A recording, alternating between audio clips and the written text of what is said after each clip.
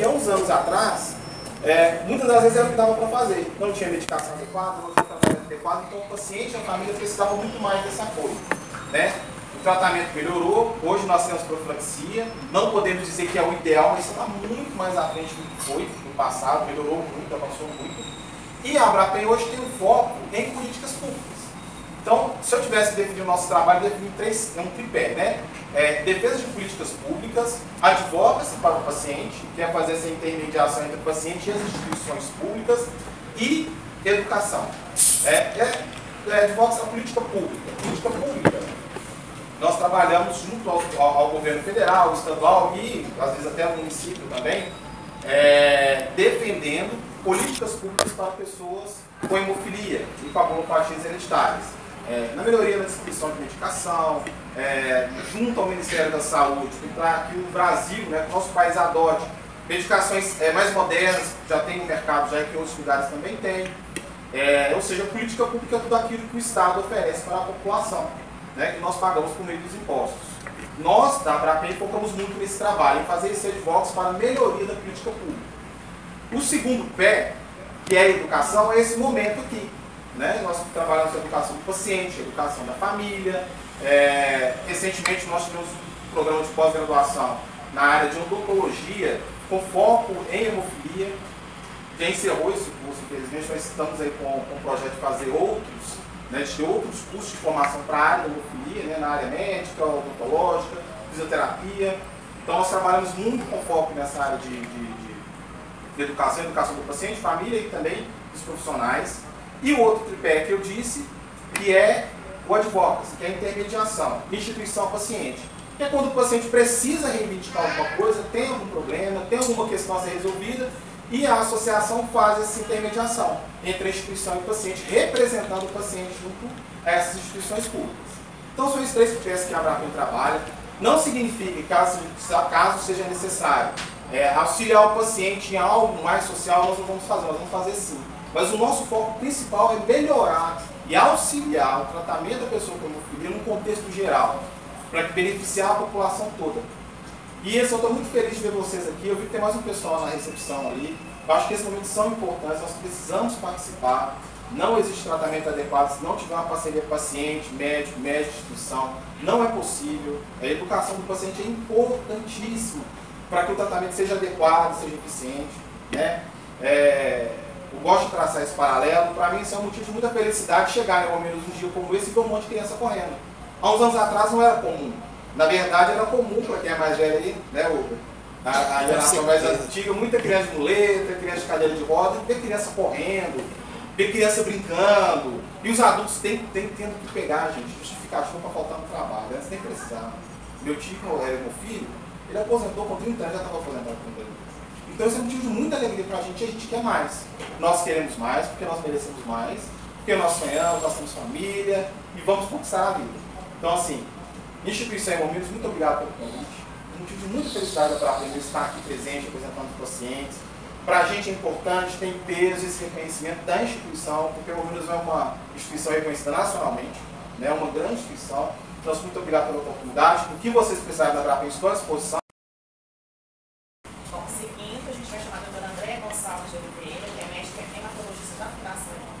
Responsável pelos ambulatórios de coagulopatia, profilaxia e intolerância. A gente vai falar então sobre o tema escolhido desse ano, que é as mulheres que sabem.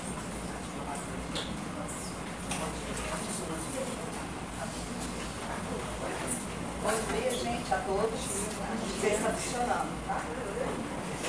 Gostaria de agradecer a presença de todos aqui. Para a gente é motivo de muita alegria. E a Denise me chamou agradecendo o convite, me chamou para falar desse tema. Eu acho que é muito pertinente que por muitos anos, né, as mulheres elas foram esquecidas nesse universo tão masculino da hemofilia, né? E na verdade, quem está aqui há tantos anos, eu já estou há mais de 25 anos, a gente sempre viu as mães, né, trazendo as crianças, carregando o peso, né, da questão genética, né, e muitas vezes esquecidas. A gente vem resgatando a questão da portadora, né?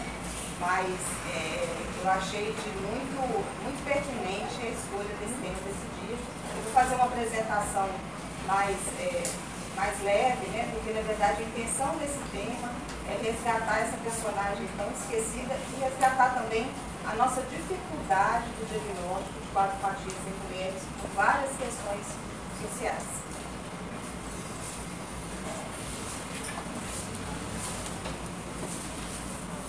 O tema desse ano, como a Denise falou, né, na verdade é o acesso a todos, mulheres e meninas também são.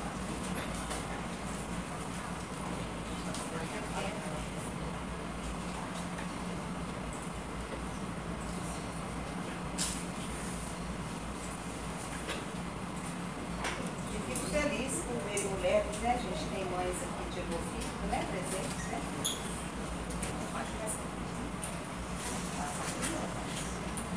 Bom, quem é mais antigo lembra da música da Rita Lee, A Mulher é Muito Esquisita, do Alessandra.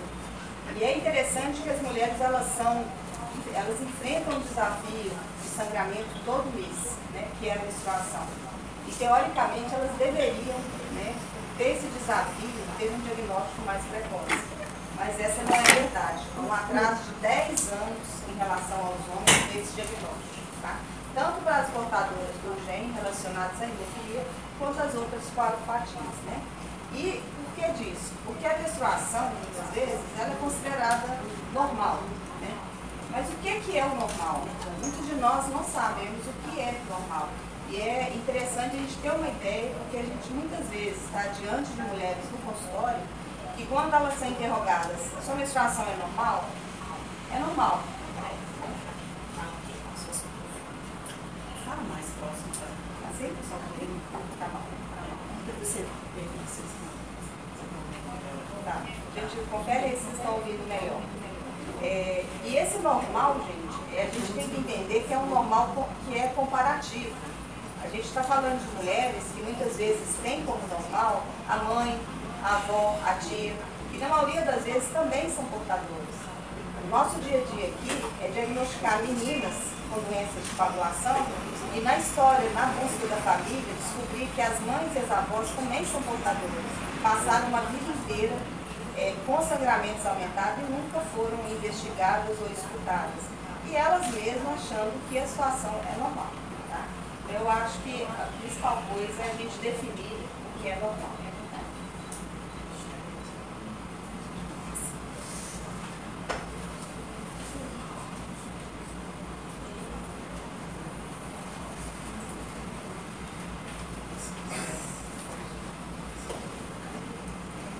Esse quadro, apesar de ser um quadro médico, ele é o que a Federação de Ginecologia considera como normal. A gente tem que entender que menstruar, né, a cada 24, 38 dias é normal e que menstruações com mais de 8 dias não devem ser consideradas como normal. Tá? Agora, a gente tem um grande desafio com relação à intensidade desse volume. A gente sabe da dificuldade que as mulheres têm, muitas vezes, de quantificar. Porque o normal de uma pessoa não deve ser o normal da outra. E como eu falei anteriormente, a comparação muitas vezes são com outras mulheres da família que sangram muito. Então a gente tem algumas ferramentas que a gente pode lançar a mão para poder quantificar esse sangramento. Porque a maioria muitas vezes chega até nós com menstruações de 10, 15, 20 dias. A gente já teve moças tomando transfusão mensais de sangue e que nunca foram investigadas. Então, a gente tem desde algoritmos médicos, que a gente faz scores de sangramento, até coisas simples, que é a própria visualização dos absorventes. Essa é uma ferramenta que a gente lança a mão, são vários, né, absorventes, tanto internos quanto externos, e serve muito para a gente definir o que é o fluxo aumentado. Baseado em como esse absorvente, ele aparece, ele fica ao longo dos dias. Obviamente uma ferramenta que tem suas questões, né? Nem sempre todas as mulheres têm acesso ao número de absorventes adequados, né? Essa troca de absorvente, ela depende muito do dia a dia da mulher. Tem mulheres que trabalham o dia inteiro, em trabalhos que não permitem trocas tão frequentes, né? Tem mulheres que estão em casa, então a gente deve levar em consideração. Mas é uma ferramenta, porque a gente tem meninas que deixam de ir à escola por questão de estar menstruada, pelos próprios vazamentos, e muitas vezes é considerado normal. Tá? Então, serve de alerta que menstruações com mais de 7 dias, elas devem ser levadas em consideração. Né? E períodos menstruais que interferem na rotina da pessoa também deve ser considerado normal.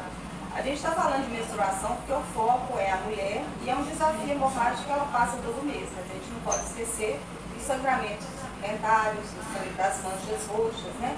Muitas vezes tem paciente que chega, é melancolia, é tristeza, né? Ou mesmo a gente já teve enfrentamentos aí de mães que foram questionadas com relação a trauma das próprias crianças, mas sangramentos que não são normais, eles devem ser investigados. Tá? E hoje em dia a gente não fala mais hipermenorreia, metrorragia, né? O nome que se dá é sangramento uterino normal. Tá? E esse sangramento, ele impacta em várias questões. A própria anemia, as repercussões sociais, a gente tem na fala dos consultórios mulheres que deixam de ir ao trabalho, crianças que faltam, adolescentes que faltam à escola, né? Que tem medo de vazamentos e por isso a gente acha que é uma coisa não é muito simples, mas não é. A gente tem uma falta à escola importante, mensal dessas meninas adolescentes. Né? Tem a questão do efeito psicológico e mesmo social. Mas dessas mulheres com sangramento uterino normal, que a sigla é sua, né, a gente sabe que apenas 15 a 30% vão ser portadoras de coagulopatia. A maioria que sangra são mulheres com questões ginecológicas. E aí a gente tem uma outra questão. O acesso ao SUS atualmente a um ginecologista está cada vez mais difícil. Essa mulher, na jornada dela até chegar a um profissional, passa por vários impedimentos. Então, muitas vezes, o caminho para a investigação de uma coagulopatia é mais fácil do que a chegada ao ginecologista. Parece ser uma coisa estranha, mas o Hemominas ele tem um ambulatório importante, conhecido por todo mundo, e muitas vezes os profissionais eles encaminham os pacientes para cá para investigar, ou pela dificuldade dessa investigação ser inicialmente por um ginecologista. Das coagulopatias, a mais comum é a doença de von Willebrand, né? O evento é sobre hemofilia, mas a associação, a federação, ela quer que se fale também das outras coagulopatias, né? Apesar da hemofilia ser a mais conhecida, a doença de von Willebrand é a mais frequente, ela atinge tanto homens quanto mulheres. Tá? E o recado dessa aula é: sangrar demais não é normal. Tá? A gente tem que desmistificar essa questão de menstruação. A gente tem aqui os hemofílicos, mas a gente tem que entender que vocês têm filhas, têm irmãs e co-irmãs, né? E a gente tem que batalhar pelo direito delas do diagnóstico, né? Houve uma mudança no protocolo e o direito de diagnóstico e de uma assistência melhor. E por que a mulher demora mais a descobrir que o homem? Primeira questão, a hemofilia ela está ligada aos homens, né? E por muito tempo, realmente, só homens têm hemofilia. Essa denominação, ela mudou, né? O próprio Ministério da Saúde avançou com relação a isso, né? As mulheres portadoras têm muito sangramento, né? A gente tem portadoras aqui que fazem uso do fator, né? Elas precisam dessa assistência, inclusive, para a cirurgia, né? Os homens, isso é uma estatística, gente, mundial, não é só no Brasil, não. A diferença de diagnóstico entre um homem e uma mulher é de 10 anos. Apesar da mulher menstruar todo mês e essa menstruação ela ser impactante, são 10 anos. Uma criança, um homem é diagnosticado com 1 ano de idade, a mulher vai ser por volta dos 11 anos. E isso porque, na nossa sociedade, menstruar muito é normal, sangrar pós-parto é normal, né? Ter anemia pós-parto é normal, né?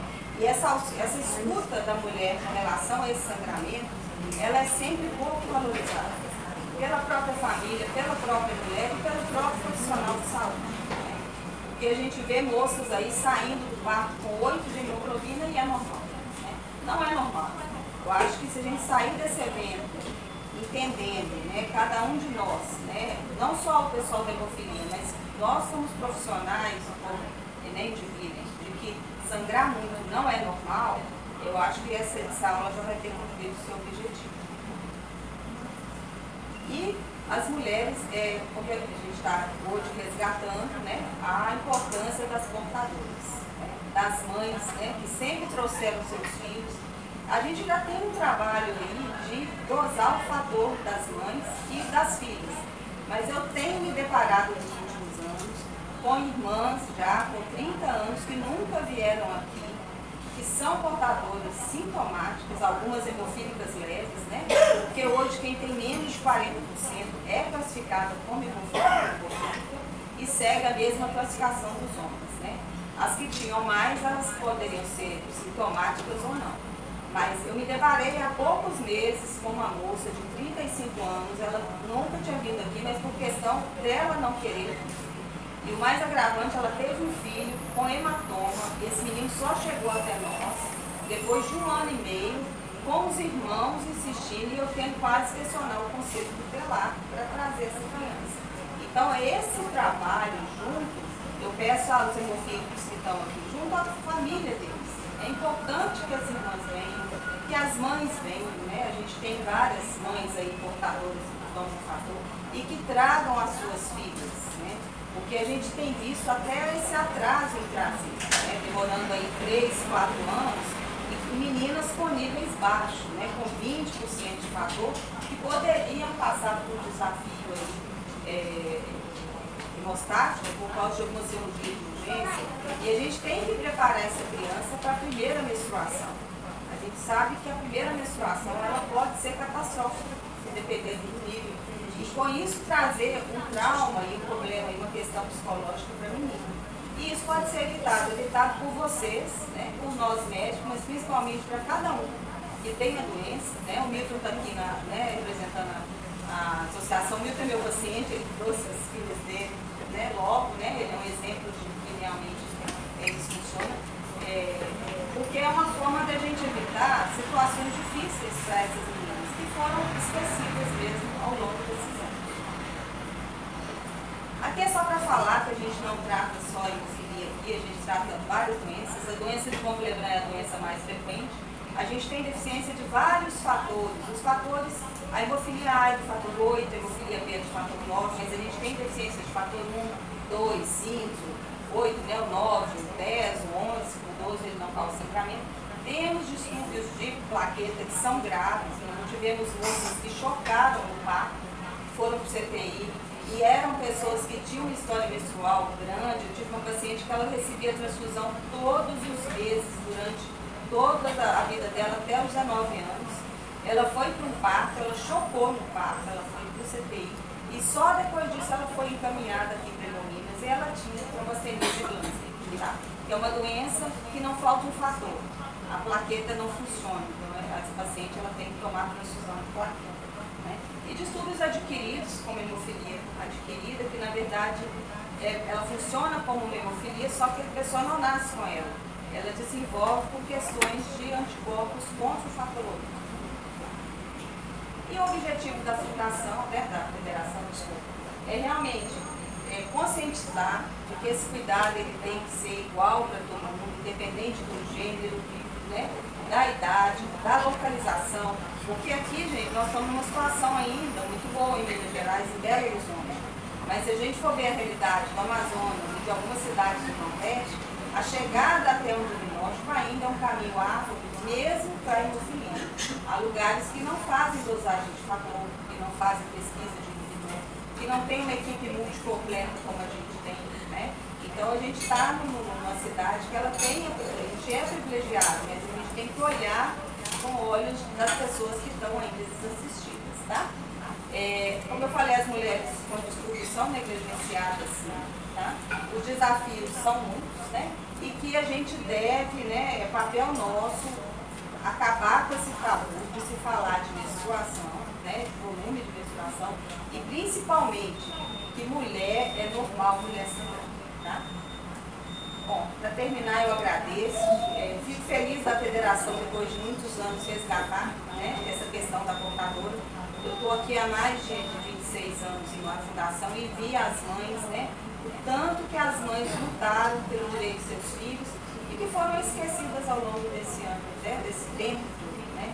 E a gente espera que essas meninas filhas dos hemofílicos, irmãs, elas possam ter direito ao diagnóstico. O protocolo hoje mudou. Quem tem menos de 40% é considerada hemofílica, sim, e segue a classificação de hemofilia leve, moderada ou grave, tem acesso ao fator da mesma forma. As que têm mais, elas vai depender se são sintomáticas ou não, tá? Mas eu acho que o objetivo é, fiquem atentos, tragam as mulheres das suas famílias, e quem tem com amigas, que tem conhecido, que tem meninas que sangram, isso deve ser valorizado, tá? Obrigada. Bom dia a todos. Obrigado pelo convite. A minha aula como extensa, vou tentar fazer rapidinho. Falar sobre a profilaxia de lesão, meu nome é Márcio, né? Sou médico aqui no ambulatório do Hemominas, da Fundação de Minas. Então, vou falar um pouco sobre a hemofilia rapidinho, acho que a gente já conhece. Então, é uma deficiência hereditária do fator 8, que a gente chama de hemofilia A, e por conta do fator 9, hemofilia B. E esse defeito, essa deficiência desse fator 8 e do fator 9 vão levar a hemofilia leve, moderada ou grave, né? Vocês podem ver aqui embaixo. E a gente vai classificar em grave quando é menos de 1%, se tem entre 1 a 5% de hemofilia moderada, entre 5% e 40%, como a doutora André falou, de hemofilia leve. Né? E aí, esse aumento, a deficiência desses fatores vão levar a um aumento do risco de sangramento em mucosa, pele, músculos e principalmente articulações, que é o foco objetivo da profilaxia primária, secundária e terciária. O tratamento é a reposição do fator deficiente para o controle dos sangramentos, né? E tem também o que chama sob demanda. Então, esse tratamento é sob demanda. Se sangrou, você vai fazer o fator para controlar aquele sangramento. E a profilaxia é o uso contínuo do fator para evitar os sangramentos. Todas essas figurinhas aqui embaixo, vocês podem ver, né? A gente chama de hemoartrose, aqui está em numeração as articulações mais primitivas, o joelho do dedo gato, o cotovelo, os tornozelos, o quarto da ombro, e o último, a coxa femoral, né? O bacídio. O sangramento acontece dentro da articulação do osso, né? Como se fosse a perna, da coxa, aqui da perna, e aí entre um e outro a gente tem um espaço articular, né? O Dr. Felipe vai falar isso um pouco mais para frente com mais clareza. Esse sangramento acontece dentro da cápsula articular, né? Você tem que ela estende, isso leva a dor, né? Fica inchado, dolorido, né? Você conhece muito bem. E isso que a gente quer evitar, esse sangramento que se chama intra-articular ou hemoartrose, a gente quer evitar com as profilaxias. O que acontece com a hemofilia, essa figura ilustra bem, que o paciente tem uma lesão do vaso, vai acontecer um sangramento, o organismo faz uma vasoconstrição, um vaso se comprimir para diminuir um pouco esse sangramento.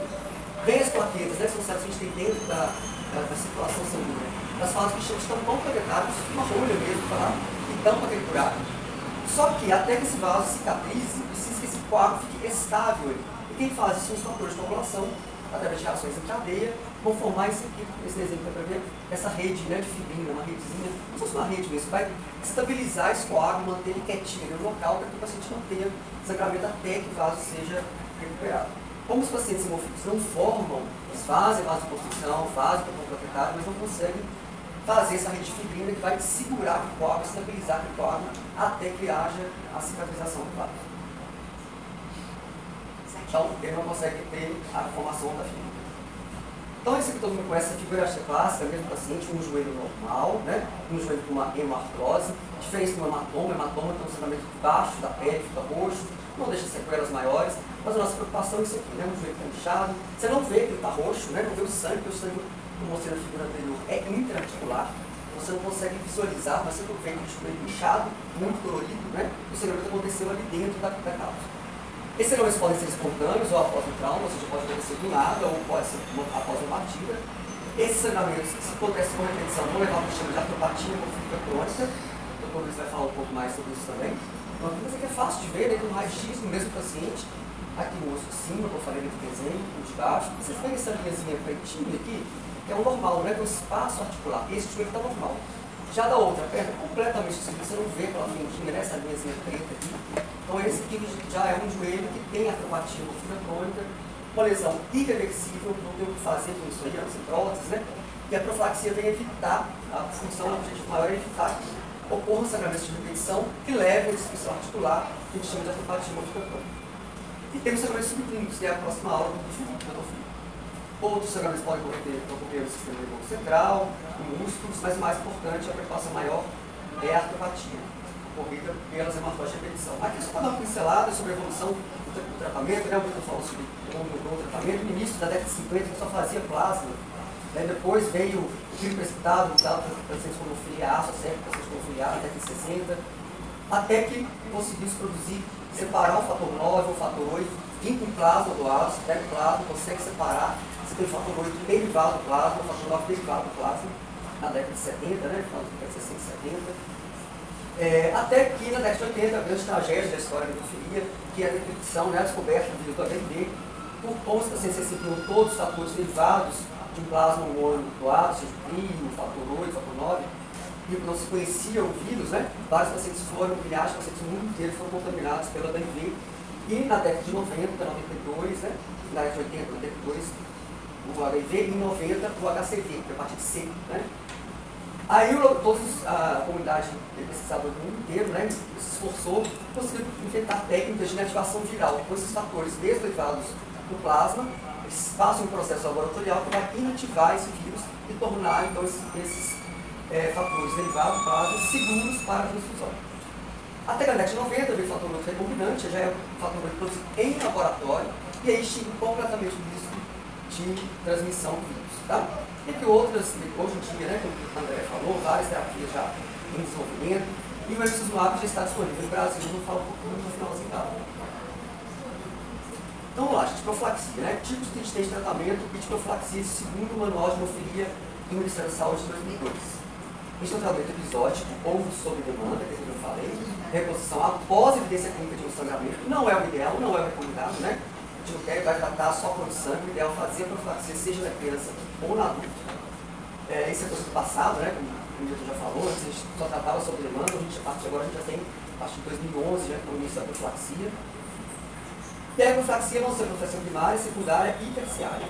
A primária é a recomendada pela Organização Mundial de Saúde e pela Federação Mundial de Hemofilia, tá? É a reposição regular e contínua antes da evidência de lesão articular, ou seja, essa lesão, né, evidenciada por clínica ou por imagem, e antes da segunda hemartrose em menores de 3 anos de idade. Então tem que ter menos de 3 anos, ter tido apenas uma hemartrose, tá? E aí você vai começar a usar algum fator continuamente. Se você já teve mais de uma hemartrose após a segunda hemartrose, ou tem mais de 3 anos, é profilaxia secundária, tá? Isso é uma questão técnica mesmo.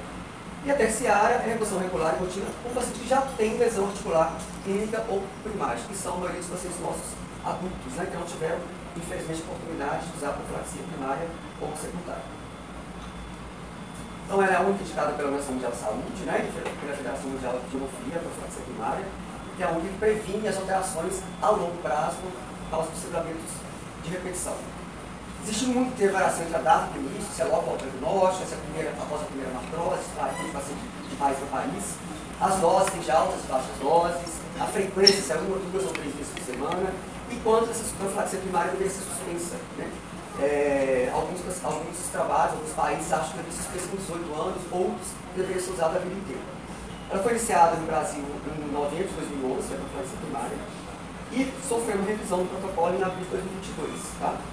Os objetivos da profilaxia primária é evitar a doença articular, prevenir os sangramentos e melhorar a qualidade de vida. O paciente com profilaxia primária tem base esporte, educação física, ele fica mais apto, né, a essas atividades, com isso se sente mais incluído com os colegas da escola, mais socialmente mais incluído, e os adultos também começam a ter a possibilidade de fazer atividades físicas. A inclusão, o paciente tem que ter hemofilia A ou B menor que 2% de fator, né, dosado no sangue.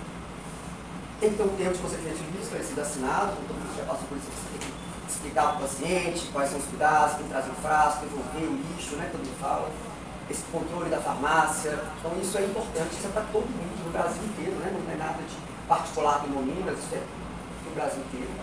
O acompanhamento médico tem que ser regular, o inibidor tem que estar negativo, tem que ter uma autorização do Ministério da Saúde, a gente sempre envia para a doutora Patrícia para que ela envie para o Ministério para autorizar a profilaxia primária, então tem uma burocracia para ser preenchida. Alguns pacientes ficam assim, não sabe profilaxia, não sabe profilaxia, porque a gente tem alguns trâmites, né, para serem preenchidos. E precisa passar por avaliação profissional, pelos protocolo, psicologia, serviço social, fisioterapia, enfermagem e avaliação médica. Se algum hemocentro não tiver todos esses profissionais, que é muito comum, tem que ter no mínimo duas avaliações de 2 profissionais, preferencialmente a enfermagem e a médica. Então esse aqui era o protocolo antigo, tá? Para vocês terem uma ideia da profilaxia primária. A gente tinha 3 estágios. Vocês vão ter a dose varia, 50, 30, 25, e começava com uma vez por semana, depois podia progredir para 2 até 3 vezes. E você progredia de acordo com critérios muito bem definidos, então era um pouco engessado essa mudança para o segundo estágio, de 2 vezes por semana, 3 vezes por semana, você tinha que cumprir esses critérios aqui, de 2 hematroses, na mesma articulação de 3 meses, ou tem sangramentos contínuos, ou seja, sangrou janeiro, fevereiro e março, 3 meses seguidos. Aí você tinha que progredir para 2 vezes, ou se tivesse 3 hemartrose em qualquer articulação, em qualquer período. Então, se você sangrou 3 vezes e progredia 2 vezes por semana, os mesmos critérios, se acontecesse, passava 3 vezes por semana. Isso não é mais a realidade, tá? Isso é um protocolo antigo, que sofreu revisão em 2022, que é o próximo slide. Então, como é que é hoje? A dose 25 unidades por domiciliar A e 40 por domiciliar B, unidades por quilo. Então, por isso, peso é muito importante, né? Na pediatria, que para os meninos precisa vir na consulta, tem que atualizar o peso, porque às vezes está tomando a dose abaixo do que precisa e está tendo sangramento, precisa porque está com a dose inferior, porque ele engordou, cresceu, né? Então precisa fazer controle regular. Se o menino tem um acesso venoso ruim, inicia com 1 vez por semana. E aí, o mais rápido possível, assim possível, acesso ficou bom, você passa para 2 vezes por semana. Se o menino já tiver acesso bom, você já começa com 2 vezes por semana. A dose é a mesma, né? 25 unidades por quilo para hemofilia A e 40 para hemofilia B. Isso aqui, hoje, se a pessoa tiver um acesso bom, você já começa 2 vezes por semana. Só que criança, geralmente pequenininha, com um ano de vida, foi descobrir, ou antes, né, já tem uma hemartrose, a gente precisa começar, acesso é ruim. Então, às vezes a gente começa com 1 vez, mas progredir o mais rápido possível para 2 vezes por semana. Aí, o critério para você progredir é muito mais solto, é muito mais fácil. Se tiver qualquer hemartrose, ou sangramento clínico significativo, você já progrediria essa dose para 25 unidades, continua a mesma dose, só que você aumenta a frequência 3 vezes por semana. Tá? Se mantém sangramento, aí você tem que fazer uma avaliação individual, pesquisar o inibidor, se não apareceu o inibidor, se o paciente está tomando mesmo, se ele aderiu, se não aderiu, se há uma dificuldade de aplicar, tentar entender por que esse paciente está com contínuo sangramento. Tem muitos pacientes que têm um fenótipo mais hemorrágico mesmo, né, sangue com mais facilidade. O uso do catéter, às vezes o acesso venoso é ruim, já tem que avaliar o uso do catéter para conseguir fazer as infusões de forma correta. E aí, se isso realmente estiver sangrando ainda, você vai aumentar, manter as 3 vezes por semana, você vai aumentar a dose. Né? Você aumenta 5 unidades por quilo a cada dose, até chegar a 50 unidades. Mantendo 3 vezes por semana ou até em dias alternados. Né? Você faria lá de sábado, domingo, por exemplo, segunda, terça, segunda, quarta, sexta, domingo, terça, quinta, aí seria dias alternados. Tá? Então, esse protocolo novo está muito mais fácil de progressão de dose, porque aqueles critérios anteriores eram muito enrijecidos, né? Então ficava difícil ser progredido. Às vezes o paciente estava tendo sangramentos subclínicos, com isso depois no futuro tendo hemartrose, que a gente não percebia, no futuro poderia ter uma hemartrose. Com esse protocolo ficou mais fácil de progredir para a frequência, né, das doses e a mesma quantidade de doses. Porque eu citei isso aqui, se o paciente tiver um sangramento grave, sistema nervoso central, a gente já deve iniciar com 3 vezes por semana, tá? Ou síndrome compartimental, quando você tem um sangramento muscular grave, pessoas, mas é só para informação. Aí você já iniciaria com 3 vezes por semana. E só algumas considerações, ou seja, a dose domiciliar é super importante, né, gente? Super legal você conseguir ter fator em casa, isso melhora a adesão, facilita. A gente tem que ir 3 vezes por mês para tomar fator. Então, a partir do ano 2000, o Ministério já propôs, né, já disponibilizou o paciente, após uma avaliação de profissional, ele tem o fator em casa, isso melhora a adesão, melhora o controle de sangramento. Quanto mais rápido você fizer o fator, menor aquele sangramento, né? A liberação de acordo com o estoque da farmácia, isso é importante falar nos dias de hoje, né? O estoque está baixo, a gente fornece uma folhinha com 12 doses, o paciente consegue levar só 6 ou levar 8, porque infelizmente o estoque no Brasil inteiro está baixo. Isso não é problema do nome das BHs, no Brasil todo. E a farmácia precisa controlar isso para que não falte para ninguém, né? Então isso tem que ser uma liberação assim, de acordo com o estoque da farmácia. A pesquisa do inibidor tem que ser feita a cada 5 a 10 dias, ou seja, o paciente tomou 5 dias ou 10 dias de fator, sempre dosar o inibidor. Então por isso é importante as crianças que estão comigo virem nas consultas, nas primeiras 50 infusões, precisa ter esse controle mais perto, depois de passa de 6 em 6 meses, mas no começo é de 2 em 2 meses, no máximo de 3 em 3, por causa do risco do inibidor. Preferência de fazer o fator pela manhã, né, porque você vai ter um nível sério, né, um nível de fator alto, e você vai para educação física, vai para a escolinha, ou se for um adulto vai fazer uma musculação, você tem um fator com quantidade maior no sangue, protegendo isso também. E adequar de acordo com o risco, ou seja, se for um dia de educação física, um dia de natação, tentar fazer o fator antes daquela atividade física, que você vai mais protegido, né? A lesão é fundamental nas crianças, para a questão do peso que eu falei, a questão do acesso venoso está sendo ok. No adulto, né, que já tem, mesmo que tenha uma artropatia crônica, a gente vai fazer profilaxia para quê? Para evitar que tenha outros sangramentos das articulações e piore as articulações também, né? E tem que conseguir fazer atividade física, é super importante para a recuperação. O diário de difusão, vou falar um pouquinho dele na próxima slide. E no Ministério da Saúde, o nosso protocolo de profilaxia primária é o término aos 18 anos de idade, tá? Mas ele deixa lá bem claro que ao chegar aos 18 anos, a gente não tem nenhum com 18 anos ainda, o mais velho que eu tenho de 12 anos, começou em 2011, né? Então, que você passaria por uma avaliação multiprofissional, discutir com o paciente, se o paciente tem um perfil mais de sangramento ou não, você discutir se suspenderia essa profilaxia aos 18 anos ou não. Mas o Ministério recomenda a profilaxia primária é até aos 18 anos. Acho que faz sentido. Gente, então eu queria gastar um pouquinho de tempo aqui com diário de difusão, né? Vocês pegam na farmácia, todo mundo tem direito, né? A gente preenche aqui um mês, vão aqui 6 dias do mês, 1, 2, 3, 4, mês de abril, né? A gente está aqui no dia 15, né? Então, é importante colocar a data, sempre colocar a data, escrever o mês que é lá em cima, né? A hora que você infundiu, depois o motivo da infusão, super importante o motivo da infusão. Se for uma profilaxia, você vai chegar lá no dia 15 e marcar que você fez uma profilaxia. No dia que ele tomou o fator, não porque sangrou, não porque foi uma emergência, que faz a profilaxia regular, né? Se você teve uma hemartrose, a gente chama de emergência, né? Tomou dia 15, aí no dia seguinte, amanhã, ele começou com o joelho inchado, precisa jogar bola, enfim.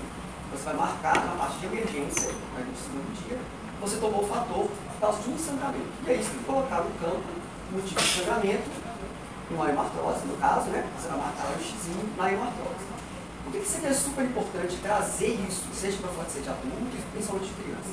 Porque o meu objetivo, né, o meu sonho, é que todo mundo só tem um xizinho nessa barra de profilaxia, que não esteja tendo sangramento, né, de urgência, tá? Então, por isso aqui, quando a mãe tem, o pai tem a dose domiciliar, quem vai trazer essa informação para mim são eles. Quando está aqui no momento, eu consigo ver o prontuário, a gente tomou tal dia, o motivo, o médico escreve na evolução. Quando tem dose domiciliar, a única informação que eu tenho para ver se eu tenho que progredir a dose, aumentar a dose, passar por 2 vezes, 3 vezes por semana, é a mãe e o pai, né? Então, eu estou trazendo isso com bastante importância, porque às vezes, até hoje, meninos com 10 de idade ainda esquece o diário em casa, não traz o diário preenchido corretamente. Então é muito importante, e mais importante do que profilaxia é marcar esses tratamentos que estão anormais, né? A gente não quer que aconteça, tá?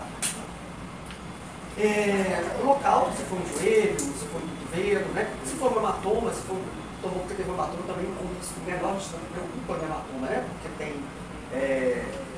sangramento, o hematoma não vai causar uma sequela, mas a hemartrose vai. É um local importante.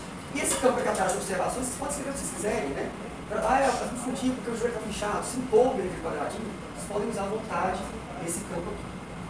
Então, complicações que a gente tinha da hemofilia, né? A gente tinha a questão da HIV, da hepatite C, hoje em dia não existe mais isso, graças à triagem do doador, a ativação viral que eu falei com vocês, o uso do fator recombinante que é feito em laboratório, com isso não tem mais se discutir contaminação do vírus, né? A hepatia hemofílica crônica, né? A gente espera que a gente não tenha isso nas crianças mais, por quê? Porque a gente tem a profilaxia, que é o uso contínuo, o fator para evitar esses sangramentos, que é a dose domiciliar que aumenta muito a adesão, e sobrou para a gente no finalzinho o inibidor, né? O que é o inibidor? Então, algumas pessoas, 30 a 35% dos pacientes com hemofilia A e 2 a 5% dos pacientes com hemofilia B bem menos, né, a frequência, podem desenvolver um anticorpo contra o fator 8 ou contra o fator 9, tá? Na hemofilia A é muito alta, né? Um terço dos pacientes podem ter inibidor. Isso é uma reação do sistema imunológico, produz aqui um anticorpo representado aqui na azulzinha aqui, que vai ligar no fator 8 e vai fazer com que ele não funcione, tá? Então aqui rapidinho, só para entender, que não precisa entender, a gente fala, fazer infusão lá no fator 8, vai fazer toda uma reação imunológica que vai produzir algumas células, tá? E vão produzir aqui em azulzinho um anticorpo contra o fator 8. Mas a gente tem um sangramento, né, representado aqui nessa figura, o sangramento está vazando, o sangue está vazando aqui em vermelho, essas bolinhas vermelhas. E para quando o paciente tem, você vai dar o fator 8 para ele? Não, porque se você der o fator 8, você tem um anticorpo aqui no amarelinho, que liga no fator 8 e não vai ser funcional, não vai conseguir parar esse sangramento. A gente vai, para esse paciente com inibidor, a gente vai ter que usar o fator 7 ativado ou o CBPA, tá? Para tentar segurar aquele sangramento. E não pode usar o fator 8, porque o anticorpo vai estar lá. Como é que a gente faz para esses pacientes com inibidor? A gente tem tratamento de imunotolerância, né? Isso só para pacientes com hemofília A, que é disponível aqui no Brasil. Então você tem um tratamento do André, que coordena no ambulatório, você vai fazer várias infusões de fator 8 para fazer com que esse sistema imunológico pare de produzir o anticorpo contra o fator 8, tá? E, nesses casos, pacientes que estão fazendo a maior intolerância, você pode fazer profilaxia, hoje em dia, com o emicizumab, né? Vou falar só, é o último slide, para falar hoje em dia do emicizumab, que é uma droga que é disponível no Brasil há pouco tempo, né? Então, ele está incluído só para os pacientes que têm inibidor, que estão fazendo intolerância ou não estão fazendo, tá? Mas a gente tem que ter inibidor. Os outros pacientes que não têm inibidor não estão disponível ainda. Qual que é a função dele? Então, o emicizumab é uma droga nova, né? Que ele imita a função do fator 8. Ele só serve para pacientes com hemofília A. É um anticorpo monoclonal, específico, ele seguindo o fator 10, o fator 9 ativado, mimetizando, fazendo a função, né, que é o fator 8, aqui do lado do emicizumab, ele faz a mesma função do fator 8. A partir de agosto de 2021, ela disponível apenas para pacientes que tinham falhado a intolerância. Resposta de 80% dos pacientes têm uma resposta ao tratamento, podem usar o fator 8 novamente, mas aqueles 20% que falham tinham direito a usar o emicizumab a partir de 2021.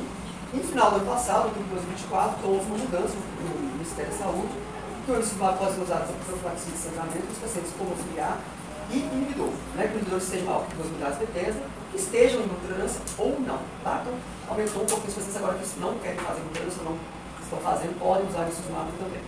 Lembrando que a intolerância é o único tratamento que elimina o inibidor. Talvez isso seja interessante fazer a intolerância, porque aí você teria mais uma carta na manga, né?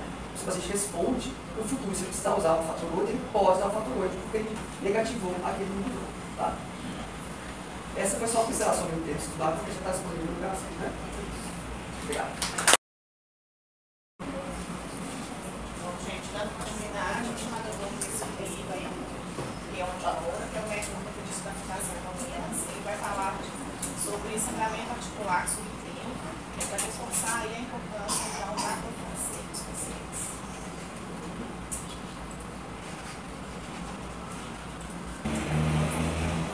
Bom dia a todos.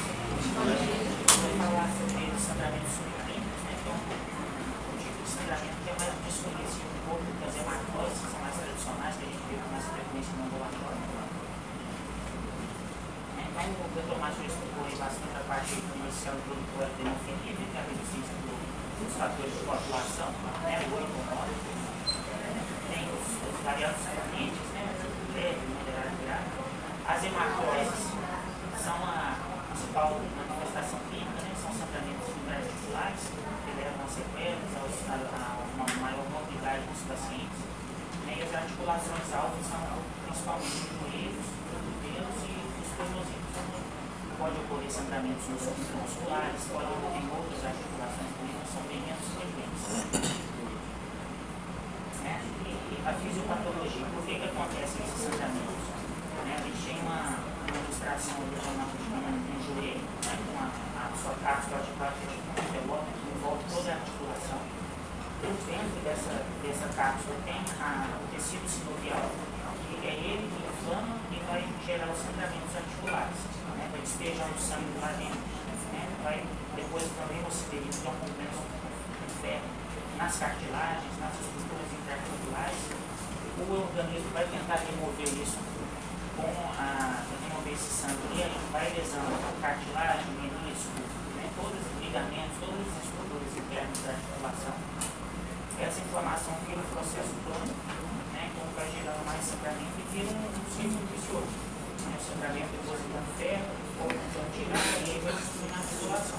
E isso ao longo dos anos, começa às vezes bem jovem e vai acontecendo ao longo dos anos, né, sangramentos volumosos ou sangramentos de menor intensidade, que eu falar assim. A artropatia, né, é a sequela principal, né, vai acontecendo a destruição das estruturas dentro da articulação. Né, então, do lado esquerdo, a gente tem um exemplo de um joelho normal, né, uma ilustração em cima, né, com a cartilagem, os meniscos, os ligamentos. Embaixo, a radiografia do joelho normal, né, com os espaços articulares, que são aquelas fendas, né, entre os ossos ali, com uma altura preservada, sem desenvolvimento de irregularidades ou de osteótomos, que são os ossos que vão crescendo na beirada da articulação. E do lado direito a gente já vê uma ilustração de como que o joelho fica, por exemplo, com uma descrição. A cartilagem já fica toda irregular, o osso subcondral que fica embaixo da cartilagem já fica exposto. Isso vai começando a gerar um atrito osso com osso, a gente sente como se fosse uma areia dentro do joelho, a gente chama de crepitação. E aí começa a perder movimento, sentir dor, né? Vai perdendo a função da articulação. E embaixo há uma radiografia mostrando um desgaste bem avançado, já acontece essa atrito grande no espaço articular, né? Praticamente uma fusão dos ossos. E uma coisa interessante que acontece é que o raio-x geralmente é muito pior do que a função do joelho mesmo, da articulação. Então, alguém de fora vê um joelho assim, uma radiografia dessa, ele imagina que o paciente não mexe, nem consegue nem mexer o joelho. Ele consegue dobrar uns 90 graus ali, né? É uma coisa meio discrepante, mas a gente vê bastante. E o sangramento subclínico, né, que é o propósito da apresentação. O que é o sangramento subclínico? É o sangramento que você não vê externamente, você não vê aquele aumento de volume, aquele aumento de temperatura, aquela dor forte, né, que costuma acontecer nas hematomas tradicionais. Então vai vir pingando sangue ali direto, né, contínuo. Tá? O paciente não percebe, às vezes ele relata, fica um pouquinho quente, desconforto, mas não chega a ser uma dor, uma perda de movimento, uma limitação funcional tão grande. Essas são as manifestações clínicas que o paciente pode relatar. Então, pergunto da gente prestar atenção nisso. O paciente tem consciência de que isso existe, para poder informar para a gente que tem algum sintoma, alguma coisa que não está passando, né, com medicações, né, tá uma coisa mais constante. Né? Quais são os riscos? Os riscos do sangramento subclínico é o paciente desenvolver as artropatias ao longo do tempo sem estar percebendo. Então, a gente vai vendo que, clinicamente, o joelho começa o joelho ou outra articulação, o joelho que é mais comum, né? Mas vai vendo que as articulações, elas com o tempo, elas podem desenvolver uma perda de movimento, né? Ficam com um inchaço mais leve, mais constante, né? E vai acontecendo nos exames de imagem, a gente vai começando a perceber ao longo do tempo pequenas alterações. Muito lentas, né? Então, por isso que é importante fazer esse acompanhamento para a gente não perder o tratamento, o tratamento adequado de tratamento. Né? O tratamento é baseado em prevenção, né? Que é o uso da profilaxia que o Dr. Márcio falou, é o principal. E depois que começa, já não tem volta mais. A cartilagem ela não regenera, aí eu vi com desgaste irreversível que a gente vai tentar só estabilizar, depois que já começou. Né? E o tratamento envolve várias coisas. Então tem a fisioterapia que o Dr. Eli vai falar, né? Que consiste em movimento da articulação, fazer fortalecimento, isso vai proteger a articulação para evitar sobrecargas, né? Vamos conseguir caminhar, levantar, subir uma escada sem ter tanta dificuldade. Né? As atividades físicas, depois que o paciente já está um pouco mais estabilizado, são muito importantes também para manter esse nível de fortalecimento de mobilidade articular. E aí, geralmente, a gente dá preferência para atividades mais sem impacto, né? Na água, caminhadas, bicicletas, musculação ou pilates, por exemplo. Tem as órteses, né? Que incluem as palmeiras e os pudores. Isso é mais para problemas de tornozelo, mas também de joelho um pouco. Porque qualquer desvio na articulação pode gerar sobrecarga mais de um lado do que de outro. Então, a articulação vai começar a desenvolver um desgaste mais intenso do lado interno, do lado externo, dependendo de onde for o desvio e a sobrecarga. Aí tem vários tipos de palmeiras, né? Elas vão ajudar a distribuir esse peso melhor na articulação. E tem os tratamentos cirúrgicos, que são as cirurgias né? Tem a artroscopia, que é essa foto de cima, né? Que é uma cirurgia menos invasiva. Hoje em dia ela acabou entrando um pouco mais no lugar da radioscopia, porque a gente perdeu, né, a possibilidade de encaminhar os pacientes para a doutoracia. Então a gente acaba indicando mais a artroscopia, que daí serve para várias coisas, para limpeza de articulação, remoção de sangramentos e corpos vivos, né, são pedaços de osso ou de cartilagem que ficam dentro da articulação, causando algum bloqueio de movimento. Né. A recuperação bem mais rápida, porque ela é uma cirurgia menos invasiva, não precisava pelir a articulação toda para colocar uma prótese, por exemplo.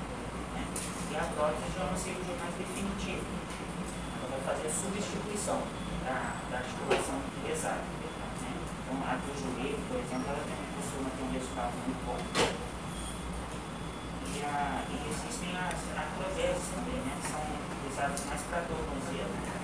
E elas, como o tornozelo, tem as próteses também, mas elas são bem menos estabelecidas que as de joelho e quadril. Né? Então, muitas vezes faz a proteção, um bloqueio da articulação para deixar talvez tipo virar um osso só, mas em compensação não vai, né? Não tem mais movimento, mas em compensação também não tem mais dor, não tem mais sangramento, também funciona muito bem. Apesar de que uma cirurgia que assusta um pouco mais, o paciente pensar que não vai ter mais movimento na articulação, mas aí tem que estar bem indicado, o paciente que já não tem movimento, ele não vai ter uma perda grande, ele vai ter uma alívio mais da dor e dos sangramentos. Obrigada por perguntas, tanto aqui no presencial quanto o pessoal que está em casa pode perguntar pelo chat. Alguém quer começar? Eu quero, a gente tem 3. Primeiro para a doutora Andréia. Qual é né, de informação aqui? Se existe hoje um processo para investigação familiar, no caso, assim, a criança foi diagnosticada com hemofilia, se tem um contato, por exemplo, com a mãe, com tias, sobrinhas dessa criança, para poder fazer essa investigação. Sobretudo a dosagem de fator, né, que parece que quando é abaixo de 40 pode se agravar mais. Né? Hoje a gente faz, quando a gente faz o diagnóstico de uma criança, o mesmo, né, do maiores também, né, a gente já teve caso aqui de diagnóstico aos 20 anos de idade. A gente sempre orienta as mães, a gente faz de rotina a dosagem das mães, das irmãs, e a gente sempre pergunta a respeito de tias, primas, né, do lado materno, tá?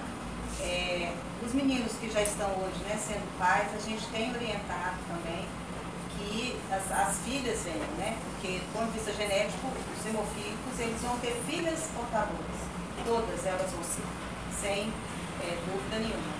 E eles não vão ter filhos doentes, né? Então, na verdade, isso já existe mesmo, né? A gente já fazia informalmente há muitos anos, com a dosagem do fator, e hoje a gente cadastra essas meninas, né? Anteriormente a gente fazia uma coisa informal com relação se eram portadoras sintomáticas ou não.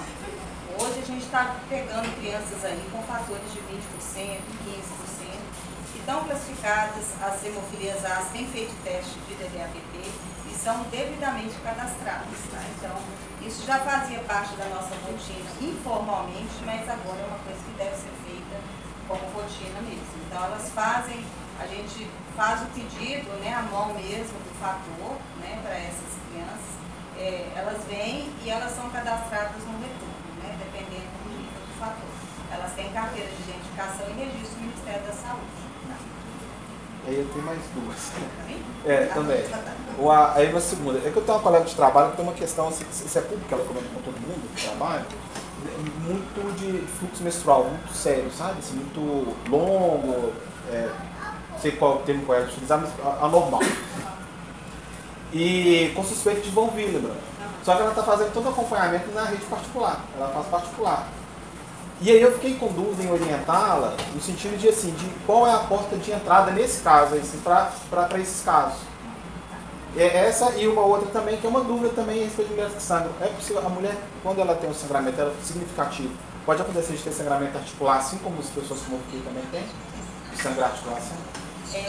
Hoje, gente, a porta de entrada, teoricamente, essa mulher, ela deveria ser inicialmente avaliada por um ginecologista. Porque a maioria não é por distúrbio de coagulação. A maioria vai ser por questões funcionais ginecológicas. Mioma, ovário policístico, alterações hormonais, né?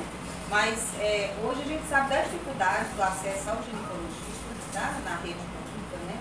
Mas cabe ao clínico, né? Que geralmente tem um médico nos postos, né? Nas unidades de atenção básica, encaminhar. Hoje o encaminhamento é feito da seguinte forma. O médico faz um pedido no receituário, encaminha o paciente para o ambulatório, todos os hemocentros têm, né, ambulatórios que tem hematologista, aqui a gente tem um ambulatório grande que funciona aqui embaixo, e é marcada uma primeira consulta para essa pessoa. Né? Mesmo nós que somos hematologistas, por exemplo, no meu consultório eu encaminho para o hemomímetro. Por quê? A dosagem dos fatores ela é mais confiável aqui, pelas várias questões de coleta e conservação da amostra. Essa paciente, se tiver doença de coagulopatia, ela deve ser cadastrada no Ministério da Saúde, porque só tem acesso ao fator, no caso do von Willebrand, ao fator de Vogler-Brown, ou mesmo ao DDAVP, esse paciente que está cadastrado. Então, ela ficar do ponto de vista particular, se ela tem coagulopatia, ela está desassistida. Porque nenhum plano de saúde cobre esses fatores. Né? A pessoa ela tem que existir para o Ministério da Saúde. Ela só existe a partir da hora que ela vem até o Hemocentro. Né?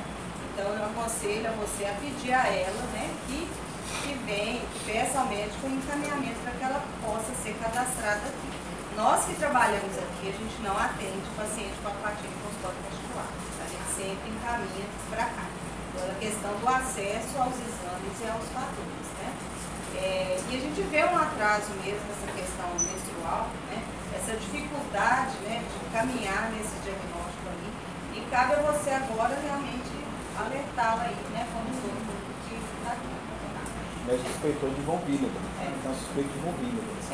Na verdade, ele tem que encaminhar, porque a pesquisa ela é toda feita aqui, e se ela tiver doença de Vogler-Brown ou Von-Willebrand, né, ela tem que ser cadastrada, porque a doença de Vogler-Brown recebe fator igual vocês recebem, ela tem que receber para cirurgia, né, para acidentes. Agora, com relação à hemartrose, a gente tem a doença de Vogler-Brown tipo 3, que eles se comportam como hemofilia, tá? Os pacientes têm uma deficiência tão grave do fator muito associado ao fator de Vogler-Brown que o comportamento dele é de um hemofílico. A gente tem poucos aqui, eles têm acesso à profilaxia, como vocês também, né? E a gente tem algumas outras deficiências que podem ter esse comportamento de hematose. E lembrar que essas meninas, né, que estão aí com fator muito baixo, a gente está pegando portadora com níveis muito baixos, elas vão ter hematrose também. Obrigada. Mais alguém?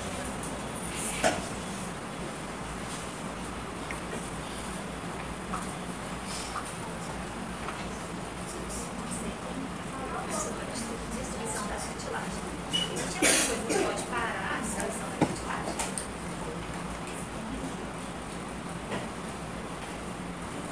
Para parar, sim. Para recuperar, não tem jeito. Mas para parar, a gente tem os exercícios, fisioterapia, atividades fortalecendo, então proteger a articulação, a musculatura mais fortalecida, ela diminui a sobrecarga na articulação dele, na cartilagem. Tem infiltrações, né, com as pialuronas, por exemplo, que ajudam para melhorar a lubrificação. O paciente fica alguns meses sem ter dor, que melhora o movimento articular. Tem medicações, né, com protetores, que é colágeno, ácido, glicosamina, né, que elas não têm uma comprovação científica bem estabelecida, mas a gente clinicamente vê que no consultório, aqui mesmo no sonho, o pessoal relata melhor, né, então a gente acaba passando, tem um benefício também. Né, então, para prevenir isso, mas estabilizar o quadro, para não deixar piorar, né, com todas essas medidas que for possível fazer. Mas qual que é a porcentagem que tem, por exemplo, desses tratamentos aí alternativos, como o ácido hialurônico? Tipo assim, tem que ter pelo menos 70% da cartilagem ainda ali, ou tem que ter no mínimo 30% de cartilagem ainda. Não tem um valor exato, mas a gente vê que quando a destruição é mais inicial, o resultado é muito melhor. Então, para pacientes que já estão com uma artropatia moderada ou grave, pode até usar, mas a chance de dar certo é bem menor.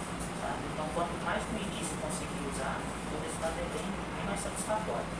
Mas não tem um valor, a gente estratifica por leve, moderado e grave, né? Mas de acordo com os parâmetros que a gente tem nos exames de imagem, nível de destruição que já tem, e aí, né, faz essa indicação baseada nessa gravidade.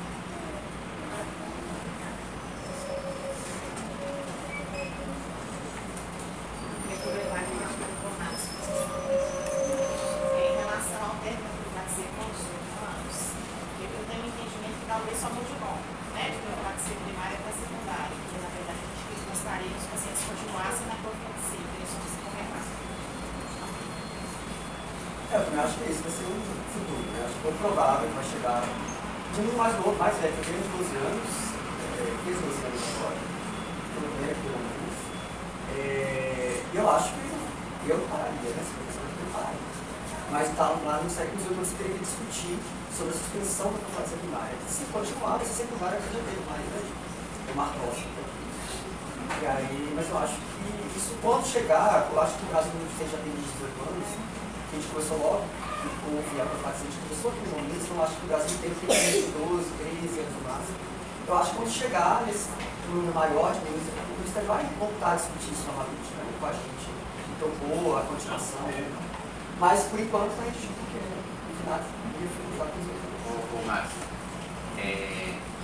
a profilaxia aplicada de uma forma errada poderia ter prejudicado o futuro, vamos dizer assim. No Peru, há 15 anos atrás, eu já fazia profilaxia, tá? Mas não era de acordo com o peso, não era de acordo, era de acordo com o que a gente tinha lá, o que o hospital popular poderia oferecer. Né? Então, hoje eu vejo que talvez será aplicado de uma forma errada, com uma dosagem bem menor. Esse poderia ter prejudicado, feito mais tratamento, ter feito, em vez de ajudar, ter feito errado.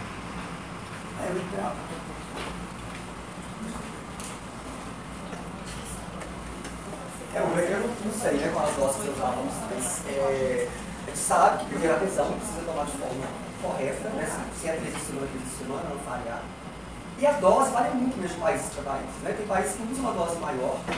Aqui, o professor da nossa era começava com 50 unidades, passava para 30, depois 25. Hoje é só 25 unidades no filiado, se aumenta só a frequência. Então, até mesmo aqui no Brasil mudou as doses também, as doses mudaram. Então, não sei como é que era a dose lá, né? Mas com certeza, se você estava usando uma dose abaixo do que precisava, ou numa frequência abaixo do que precisava, isso contribuiu para o dano articular a longo prazo, né? Como nos nossos aqui também, né? Que a gente fica brincando com eles. Tem que ir na consulta, tem que ver o peso, tem que ajustar a dose, porque se estiver usando subdose ou num espaço menor, isso vai levar, infelizmente, né, a dano articular definitivo. A gente vê direitinho como é que você usava, né? Mas a dúvida é, em vez de ajudar, prejudicou? Não.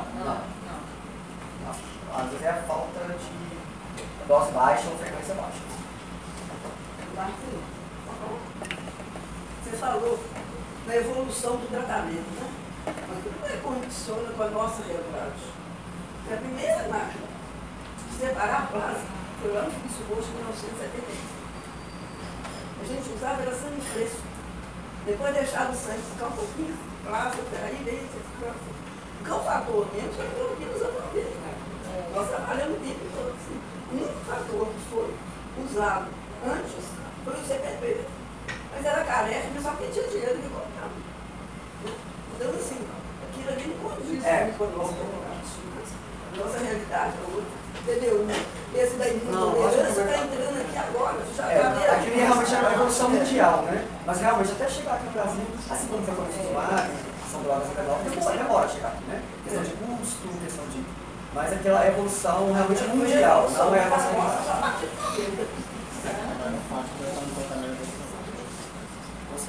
Não, eu só fazer um comentário, né, assim, que sobre a uso da medicação, que eu acho que a maior parte dos hemofílicos hoje, coagulopatias hereditárias, eu não sei como são os outros contextos, as outras vivências, mas os hemofílicos, a gente ainda está, a maior parte do tratamento lá da década de 90 ainda, né, que é o recombinante fator plasmático, não é? Das tecnologias que começam a desenvolver na década de 90. Hemofilia tem o fator 9, né, plasmático. Isso. E a hemofilia A, a gente tem o plasmático e o recombinante. E a maior parte dos pacientes estão com essas medicações, né? O percentual menor de emicizumab. Isso vale só para quem tem inibidor. Então, o fator 8 plasmático ou recombinante, é uma recomendação que está em relação à idade. Pacientes acima de 30 anos, né? 30 anos. Eles foram. E mesmo assim você deveria ver, né? Perguntar se você quer usar ou não.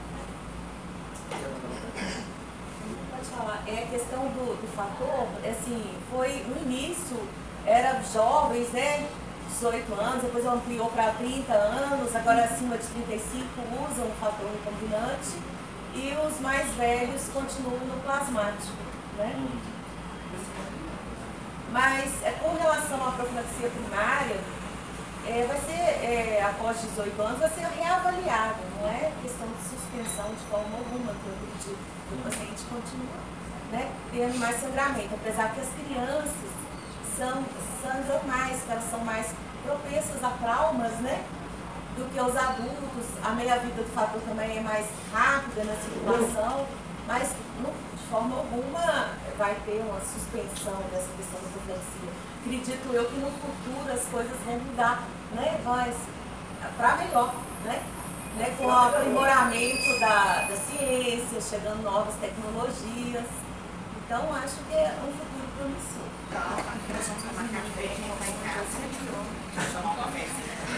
A gente volta às 10h15, tá? Obrigada.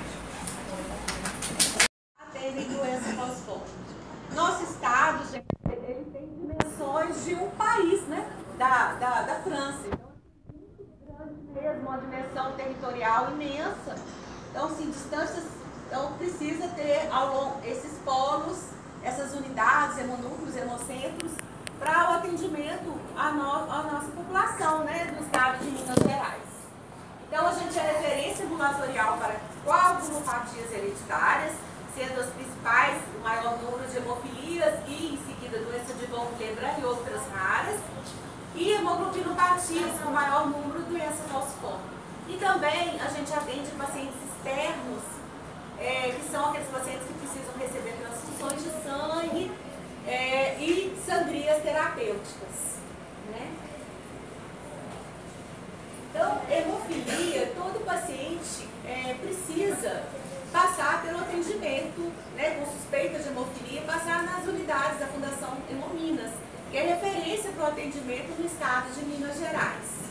Então, assim, no mundo, né, segundo os últimos registros da Federação Mundial de Hemofilia, tem mais de 270 mil registros de hemofilias no mundo. Mas a gente sabe que esse número ainda está diagnosticado, principalmente nos países, né, como da Ásia, da África, Índia, ainda tem um subdiagnóstico, né, na África. E no Brasil a gente tem mais de 13 pacientes cadastrados, 13 mil pacientes cadastrados com hemofilias, né?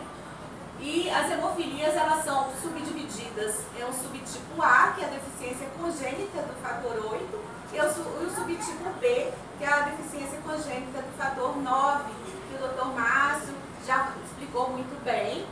Então, assim, a manifestação clínica é semelhante dos dois subtipos, não há como você, pela descrição dos sintomas hemorrágicos, saber, né, qual que é o A, qual que é o B. A gente precisa das dosagens, né, dos exames, dos fatores da coagulação.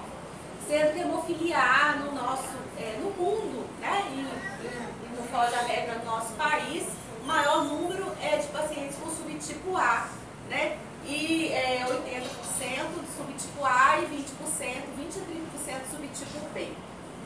E a gente precisa ter um acompanhamento ao longo das nossas gerações, assim, desde o bebê do diagnóstico até a idade adulta. Os tratamentos estão melhorando muito, né, com a expectativa de vida, graças a Deus, em relação ao passado, né, como já foi falado. O Brasil é a quarta, o maior número de pacientes com hemofilia, é o quarto país com maior número, né? E Minas Gerais é o terceiro estado no Brasil com maior número de hemofilias, né? Então, já foi falado, né, o Dr. Márcio já falou muito bem sobre o histórico do tratamento no Brasil, né? Começou na década de 90, no início, a pequena compra de hemoderivados, de fator plasmático. Em 95, o início da compra centralizada. Em 2002, anos 2000, que começou a dose domiciliar e foi aumentando com a compra, a proibição do uso do crio precipitado para quem já tinha o diagnóstico de hemofilia, e von Willebrand também, e o plasma fresco. E em 2010 tiveram mudanças, né, no programa de coordenação geral de sangue e hemoderivados do Ministério da Saúde, com o maior número de compras e um incremento, 2004, 2009, já estava trabalhando aqui, de hemoderivados. Em 2011, quer dizer, vai fazer 14 anos, né, fez 14 anos, que saiu a primeira portaria de profilaxia primária e de imunotolerância. Após isso, em 2012, a primeira compra de fator 8 recombinante, então a profilaxia primária realmente começou após a compra do fator, começou com aqueles protocolos, como o Dr. Márcio mostrou,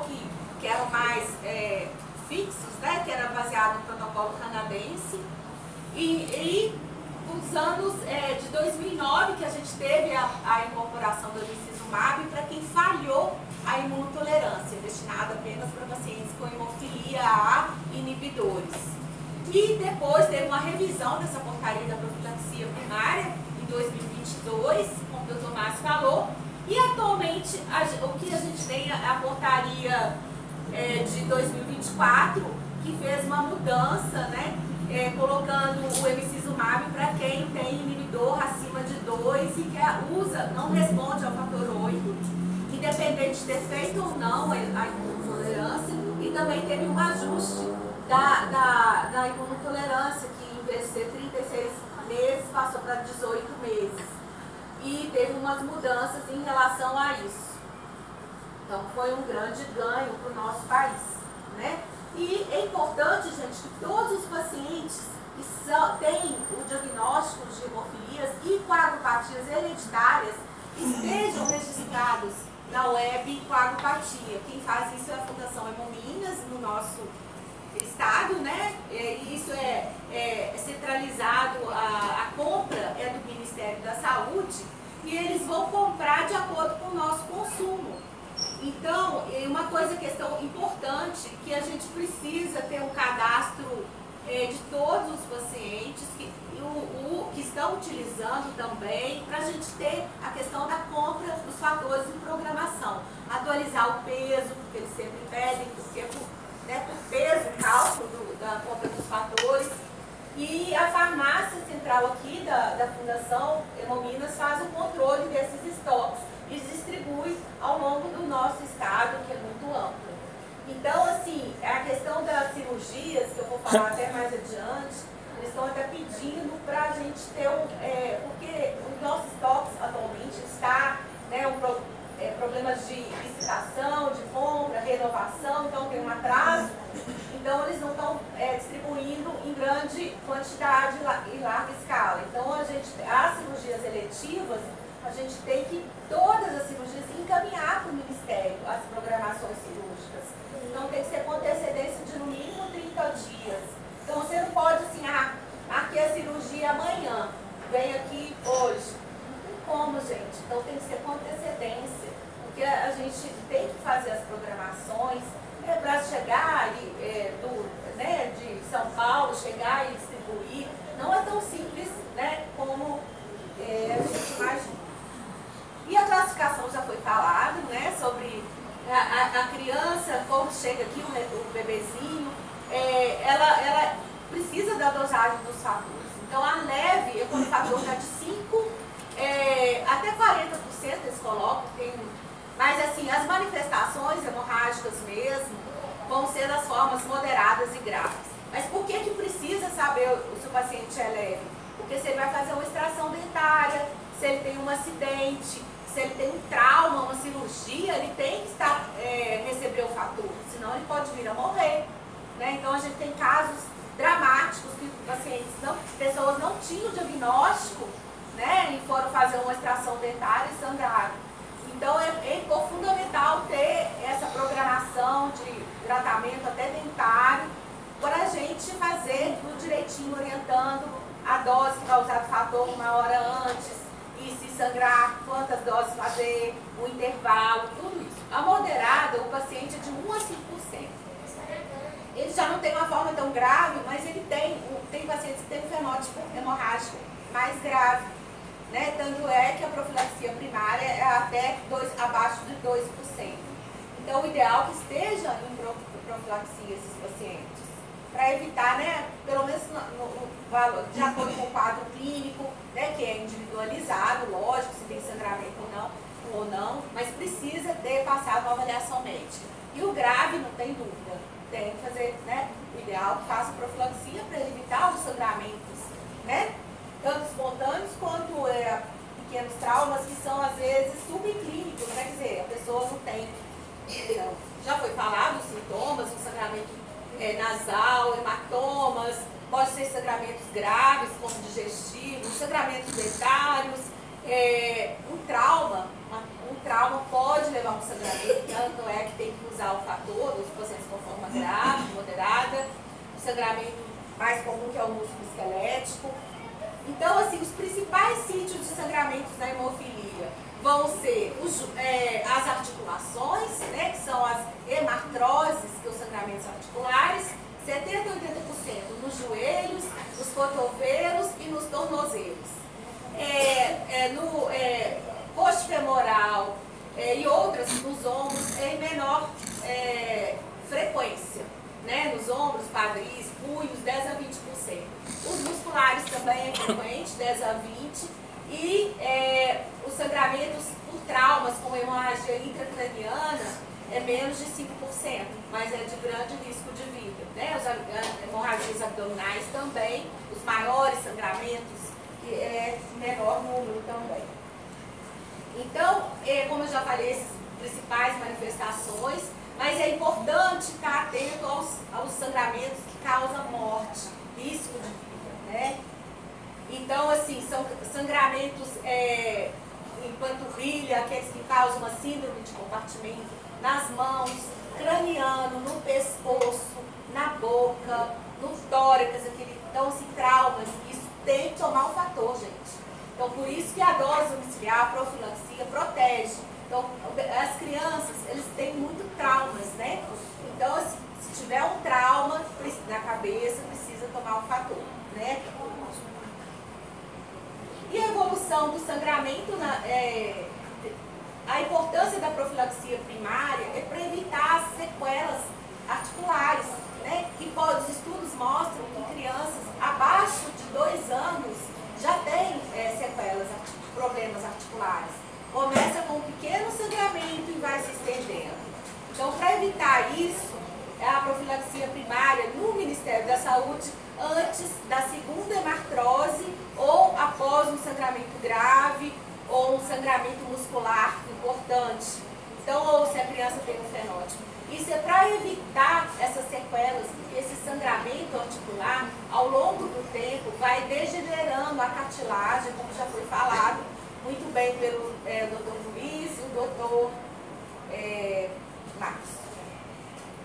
E a equipe multiprofissional, gente, tem uma participação fundamental no atendimento, né? Nós não somos uma ilha, a gente precisa de uma equipe, né? Então, é fundamental que o paciente ele está no centro do atendimento, né? Hoje a gente fala paciente, pessoa, não é paciente, pessoa com, por exemplo, hemofilia, pessoa com doença falciforme. Então, o paciente ele tem que estar no centro. E ele tem que ser acolhido por uma equipe multiprofissional, começando no centro de saúde. Eu sei que muitas vezes, eles não querem. Não, desde que nasce tem que ir no centro de saúde, ele tem que saber da sua procedência, tem que saber como que você é, para criar um vínculo afetivo aos profissionais. E a Hemominas está aqui à disposição para acolher, né, e para conversar com os profissionais de saúde, né, sobre os casos. Então, precisa do centro de saúde, as interconsultas. Nós não temos tudo, a gente não é uma ilha, a gente tem uma parceria com os convênios das secretarias municipais, né, de saúde. Então, hoje em dia, a porta de entrada é o centro de saúde. Então, além da Fundação Hemominas, né, a Belo Horizonte é uma equipe completa, mas a gente tem as outras unidades que precisam dos outros, não tem todos os profissionais que aqui tem. Então, o serviço médico do Hemominas, a equipe de psicologia, de enfermagem, o apoio fundamental administrativo, né, o serviço de registro de pacientes, a fisioterapia, o serviço social, a farmácia, a pedagogia, a odontologia, criando um vínculo com a UBS. Então, o paciente tem que estar acolhido em todas as faixas etárias. Então, o tratamento integral começa desde o atendimento médico, o serviço de vacinas, né, gente? Olha como que foi hepatite B, hepatite C, não temos as vacinas, mas a hepatite B, né? O tratamento da hepatite C hoje em dia cura a hepatite C, a avaliação ortopédica, fisioterápica, as questões relacionadas às vacinas, ao atendimento odontológico, vinculado ao centro de saúde também, serviços que não têm, serviço de odontologia, Fundamental a questão dos fatores da coagulação, se o paciente vai viajar, eles precisam ter um relatório, né? Porque precisa comprovar que o paciente está carregando aqueles fatores, gente, pelo bem dele, né? Então precisa ir no médico com antecedência para a gente fazer essas programações. A atividade física, receber o fator antes, né? Aqueles pacientes moderados e graves. Em caso de urgência, procurar um serviço de urgência. Aqui em Belo Horizonte a referência é o João 23, né? O tratamento no hemocentro, a equipe, né, precisa estar por trás do paciente para orientá-lo, para ensiná-lo a aplicação da dose domiciliar, que é fundamental numa urgência, para evitar também os sangramentos, a prevenção, né, evitar a profilaxia, né? Então, tudo isso, o DDVP a gente usa, a doutora Andréia falou sobre pacientes com hemofilia leve, para aumentar o fator 8, para doença de von Willebrand. O subtipo moderado e grave não tem muita resposta, mas o leve sim, para aumentar o fator, porque a desmopressina aumenta o fator 8 endógeno. Então, as portadoras do gene da hemofilia, da hemofilia A, né, que tem o fator 8 diminuído, aumenta. Então, tudo isso tem que fazer o teste, tudo isso é fundamental. A dose domiciliar, já começar a ensinar as criancinhas, que eles falam a partir dos 12 anos, né, a criança já fazer a auto-aplicação. O diário de infusão que o doutor Márcio orientou. Então, é importante também essa questão da adesão ao tratamento, né? Aplicar nos horários certinhos, no horário fixo, de preferência pela manhã. Então, tudo isso, não esquecer de aplicar. O autocuidado passa também pela escola, a equipe multiprofissional, a pedagogia e a equipe multiprofissional fez essa cartilha, fez a revisão, né, agora atualizada, tem lá disponível, pode entregar na escola, tem em forma PDF também no site da Hemominas. Então é fundamental orientar os professores quanto ao problema que a criança tem, desde a hemofilia, tem para a doença falciforme também. Então é importante conhecer para compreender, para educar, né?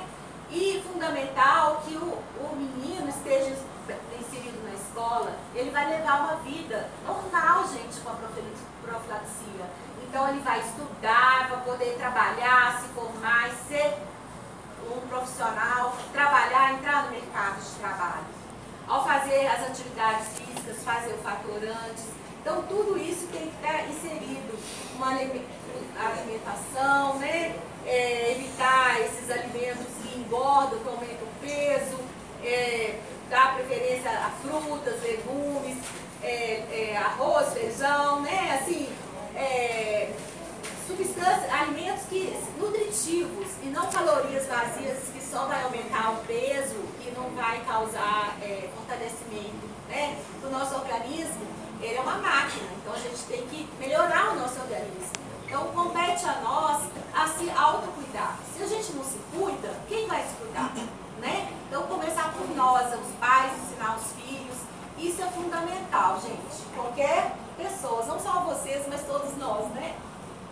E a questão do envelhecimento. Com o passar, né, do tratamento, os homens, né, como as mulheres também, né, o envelhecimento, precisam procurar, né, os médicos. Então, fundamental procurar cardiologista, pode ter aumento da pressão arterial, e o aumento da pressão arterial é um fator de risco para infarto, para um derrame, um AVC. Então, isso a gente não quer, né? O controle do peso para evitar sobrecarregar as articulações, isso para todo mundo. Mas então é fundamental ter marcar uma consulta com o cardiologista, o urologista para o homem para avaliação a questão da próstata, porque às vezes é silencioso, né, gente, essa questão. Então, assim, fundamental, todos, apesar da hemofilia, vão estar sujeitos a essas alterações. Não só vocês, mas todos. Isso é uma prevenção, é se cuidar, né? A ortopedia, a fisioterapia, as orientações, os exercícios que devem ser feitos para não sobrecarregar a articulação. Então, tudo isso é um cuidado que é importante ter. todo paciente tem que ter um cartão de identificação de hemofilia. O fator que ele usa, se ele tem alguma alergia, porque se ele tem um trauma, um acidente, a pessoa olha e vai saber que ele tem hemofilia. A gente já teve histórias dramáticas de pessoas que faleceram que não sabiam que tinham, né? Então, é fundamental a gente ter aí os telefones de contato de urgência, né? Se ele tem inibidor, se ele usa emicizumab, que o emicizumab, né, os pacientes, eles alteram os exames de coagulação. Então, a pessoa vai fazer um tempo de protomina, o PPTA é normal. Não, ele altera. Então, precisa saber que ele usa esse medicamento, assim como os outros também. Já foi falado, né, dessa dose domiciliar, profilaxia secundária, terciária, imunotolerância, que o ideal é que se faça imunotolerância quando tem um acesso venoso seguro, para evitar que quando ele vá para uma cirurgia, ele tenha um sangramento, responde melhor ao fator, né?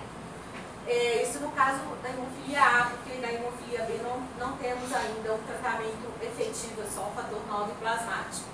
Então, assim, a gente faz a monitorização, no mínimo anual, a pesquisa de inibidor é conforme o protocolo, a primária é mais frequente, a função hepática, a função renal, os exames de glicemia, porque às vezes a gente vê pacientes com diabetes, né? Então, ter os termos de ciência de hemoderivados anualmente, igual preconiza o Ministério. A cirurgia eu já falei que precisa ter uma programação, né? Então, qualquer trauma, mesmo uma retirada de um ponto, retirada de um dreno, tem que fazer 100% do fator, 1 hora antes.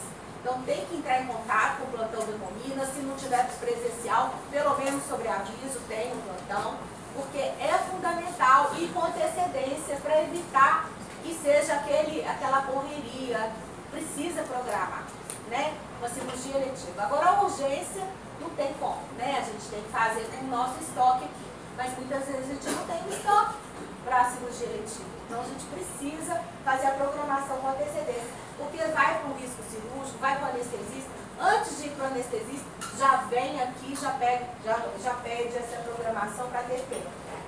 A carteirinha eu já falei, no site do Hemominas tem atenção urgências com agrupatias hereditárias e hemoglobinopatias, tem os telefones dos plantões de sobreaviso, então é fundamental essa questão. E é isso, gente, que eu tinha que falar.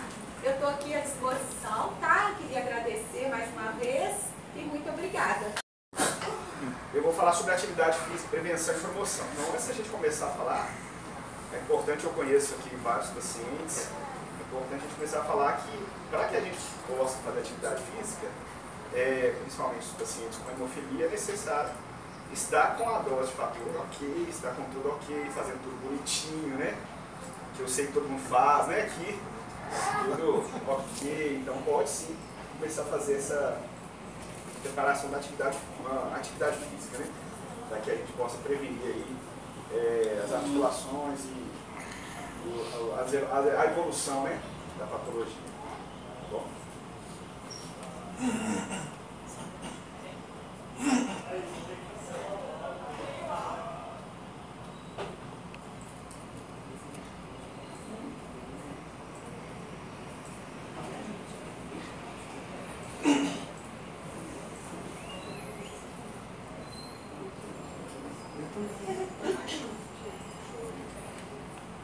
Então, vou falar aqui de forma geral sobre a atividade física, como é importante para a prevenção das lesões e para a promoção de saúde, né? Todos nós devemos fazer. Quem faz atividade física aqui, levanta a mão. Muita gente faz mesmo, hein? Tem gente aqui que está levantando a mão que eu acho que não faz não, hein? Então, por que a atividade física ela é importante? A prática regular da atividade física. Não é aquele negócio assim, não. A gente vai avaliar o paciente. Você faz atividade física? Faço. Todo dia eu vou na padaria, eu saio da minha casa, vou não sei aonde, eu venho aqui no Hemominas. Não, isso não é atividade física. Atividade física é você preparar mesmo para aquela atividade, né? Calçar um tênis adequado. Só de você calçar o tênis, na hora que você está calçando o tênis, seu corpo já está preparando para a atividade física. Sua frequência cardíaca já aumenta. Então você já está criando ali um clima para que você possa executar a atividade, tá? Então a prática regular de atividade física, primeiro ela fortalece que são os benefícios, né? Ela fortalece os músculos e protege articulações. O que é isso? Eu tenho uma articulação, por exemplo, do joelho, osso com osso ali.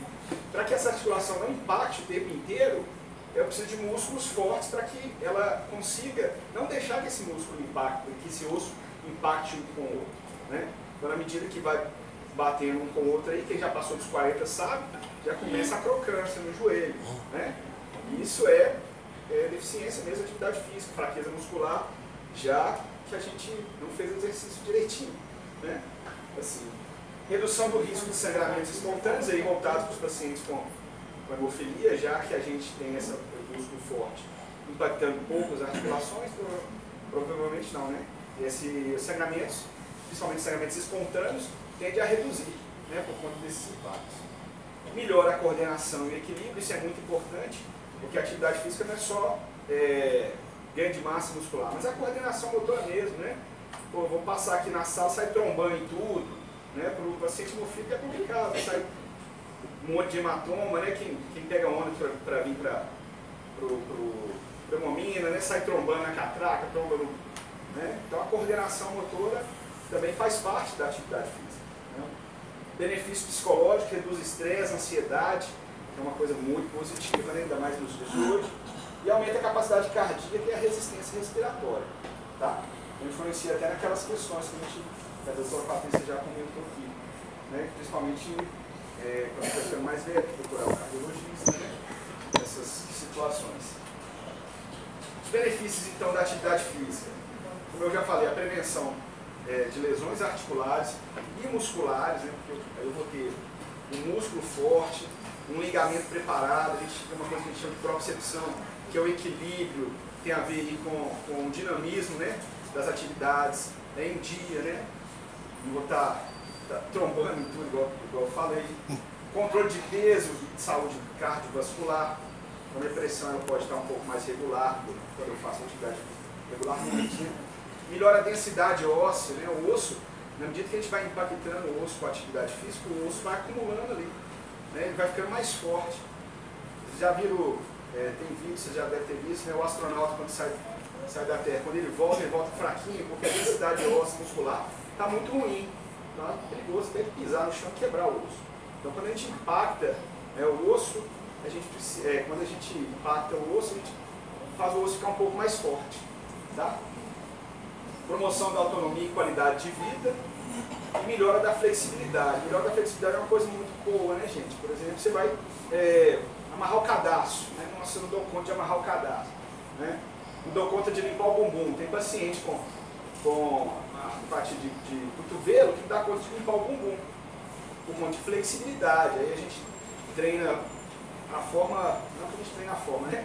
Mas a gente possibilita ele a forma mais fácil e a função de executar aquela tarefa, né? De outra forma, tá?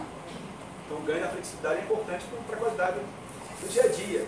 E o que acontece, que como o Luiz falou também, é que você não vê, né? O Luiz falou de sangramento subclínico, então você vai sangrando, você vai percebendo, vai sangrando, vai percebendo, vai sangrando, vai percebendo.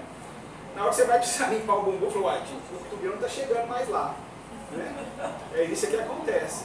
Então é importante sempre estar voltado para a manutenção do corpo mesmo, né? E o exercício físico, a qualidade do exercício físico ajuda muito nisso, né? Então quais são as atividades recomendadas, né? Primeiro a gente recomenda que o paciente chega lá para a gente encaminhado, né?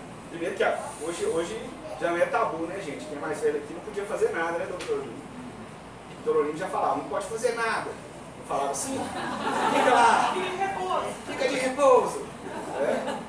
Mas hoje, graças a Deus, com o uso do fator de profilaxia, né, os mais jovens já conseguem fazer mais atividade física. E os mais velhos, infelizmente, né, por conta de algumas lesões, mas conseguem fazer mais algumas coisas, né? A gente consegue ganhar ainda flexibilidade, ganhar função, né? Então, quais são os exercícios que a gente indica lá? Primeiro, a gente passa para o exercício baixo impacto. Primeira coisa, a gente pergunta assim para a mãe, né? Principalmente o pai, que é o menino jogando bola. Porque ele gosta de, o pai fala assim, o menino gosta de jogar bola. Aí eu pergunto para o menino, você joga bola? Joga. Você gosta? Ele olha para o pai. Aí fala assim, você é bom de bola? Ele, não. Então fala assim, então vamos escolher um outro esporte. Porque tem todo o contexto, né, gente? Por exemplo, Se o menino é muito bom de bola e ele joga bem, ele se protege durante a atividade. Né? Não sei se vocês já viram aí, né? Os jogadores de futebol, eles tendem a botar a mão, se afastar, né? Quando o menino é bom de bola, o Messi mesmo, para quem não entende futebol, a bola não sai do pé dele. Né? Então, para os outros jogadores tirarem a bola do Messi, é só fazendo falta mesmo. Então, é um jogador que tem a habilidade de se proteger ali, de se tocar. Então, quando o menino é ruim de bola, não adianta. Né? A bola vai bater nele, ele vai bater com a cabeça, não tem a coordenação motora. Eu estou falando isso, parece engraçado, mas é isso mesmo. A gente tem que forçar uma questão que a criança às vezes não quer, e isso para o sangramento é importante. Às vezes a criança não quer fazer isso, mas ela tem habilidade. Por exemplo, vou nadar. Ótimo, nadar é uma atividade de baixo impacto. Então essa criança é mais adequado para ela fazer. Mas tem crianças que jogam bola, tem pacientes com hemofilia que jogam bola e jogam bem, então não tem problema, desde que o fator esteja em. Né? Então natação, hidroginástica a gente recomenda. Caminhada, ciclismo moderado, porque o ciclismo também ele pode provocar atopatia no cotovelo, né, sangramento no cotovelo. Então é bom, dependendo aonde você vai andar, por exemplo, você vai andar numa trilha e tal, tem que pensar nessa dose do fator aí junto com a equipe médica, tá bom? Pilates e alongamento também, por mais que você fale, Pilates, para quem nunca fez Pilates é muito, quem olha é fácil, né? Mas é bom vocês dar uma aula de Pilates, ver como é que a tensão e a flexibilidade melhora com esse alongamento. E a musculação com orientação. O que a gente sugere sempre é iniciar pela musculação, né? Orientada, com um educador físico, com um fisioterapeuta lá, desde que o fator também já esteja, né, que você esteja bonitinho, tomando o fator direitinho. Você começa com a musculação, depois você passa para outros esportes. Porque a musculatura aí já vai estar mais forte, o risco de sangramento tende a diminuir, tá bom? Exercícios que a gente gostaria que fossem evitados, por exemplo, vôlei. Vou mostrar para vocês o vôlei, que é um exercício que tem muito impacto, né? Tanto da bola, de salto, de agilidade, né? Lutas, basquete são exercícios que a gente tem de evitar. Aqui eu não coloquei futebol, porque o futebol nosso é cultural, né, gente? Então por isso que a gente tem, isso que eu estou contando para vocês, que a gente tenta conversar mais do que proibir, né? Ainda mais a criança, esse meio de socialização na escola, né, onde o professor de educação física solta a bola e deixa para autorar, né? Da atividade de alto risco, como queda, né? De trauma, skate, boxe, são atividades que não pode, né, gente? Assim, você vai escolher um esporte que eu tenho risco, o esporte é um esporte sangrante, né? Então, para o paciente com hemofilia não é adequado, né? Se bem que tem paciente com hemofilia que luta jiu-jitsu, né? Aqui já foi lá para a gente conversar e tal. Mas são esportes que é fato o risco de trauma, né? E perigoso, aí, com mais trauma na cabeça. Essa aqui, quem já foi lá na fisioterapia, é uma tabelinha, onde a gente tem ali, não sei se dá para ver direito, mas aqui, desse lado aqui são os esmaços, adoro levar os pacientes lá. São os esportes e o risco. É o risco não só para o paciente com hemofilia, risco para todo mundo. Tá? Então, quando está vermelhinho lá embaixo, são os esportes com mais alto risco. Tá? O amarelinho aqui são esportes com baixo risco, mas todo esporte tem risco, tá, gente? É importante falar isso, todo esporte tem risco para todo mundo. Então, como eu falei com vocês, olha lá, o vôlei é cá embaixo. O vôlei é o de maior risco, né? Até mesmo em artes marciais. A corrida aí é risco moderado, a musculação é o baixo a moderado, arco e flecha, né? Ninguém pratica arco e flecha, corre o risco até de machucar com a flecha. Mas assim, tem vários esportes aí que dá pra gente conversar, ver o que a criança, né? Principalmente a criança que tem na profilaxia, é importante fazer atividade física, né? Porque já vai fortalecer a musculatura, desde que o fator esteja adequado, né? Aí. Por que eu falo muito de fortalecer a musculatura? Como eu falei, a atividade física, ela, além de fortalecer a musculatura, ela vai proteger a articulação, beleza? A criança, para ela conseguir andar, ela engatinha. Engatinhando, a gente fortalece o bumbum, fortalece o glúteo. Aí ela vai conseguir ficar de pé.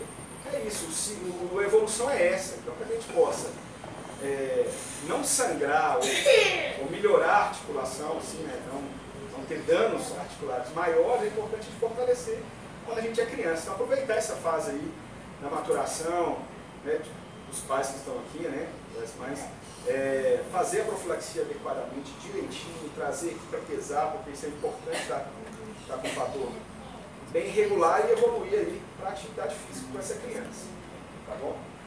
Você pode ver, assim, não sei se é experiência dos médicos, mas as crianças que aparecem com a gente lá são crianças, a maioria que sangra é que não fazem atividade, ou tá só no videogame e tal, né? Então, sangra o tornozelo, você faz alguma atividade? Não.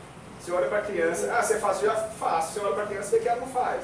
Né? Não tem uma coordenação motora legal, ainda está um pouco de atraso, assim, motor mesmo. Então, é importante a prática da atividade, né? E aproveitar o uso do fator para isso. Né? Assim. Precauções e recomendações, então. A importância da avaliação médica e fisioterapêutica antes de iniciar as atividades, então vir bonitinho, a doutora Andréia falar, você não está tomando fator, você não vai fazer atividade. É isso, tem que ser assim, porque depende de cada um, essa consciência, né, de tomar um fator lá. Fui jogar a bola e meu tornozelo sangrou. Foi ver se estava com fator? Não. Acontece, é o que mais acontece, gente. Então, e é uma dificuldade isso, porque a gente não sabe o que é verdade, né? Se o paciente está tomando isso, não está tomando. Então, vamos tomar direitinho. Essa é a importância dessa avaliação médica e fisioterapêutica.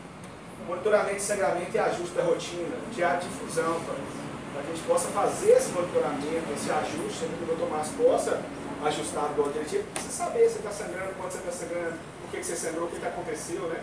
Para ajustar essas doses e dar certo a coisa.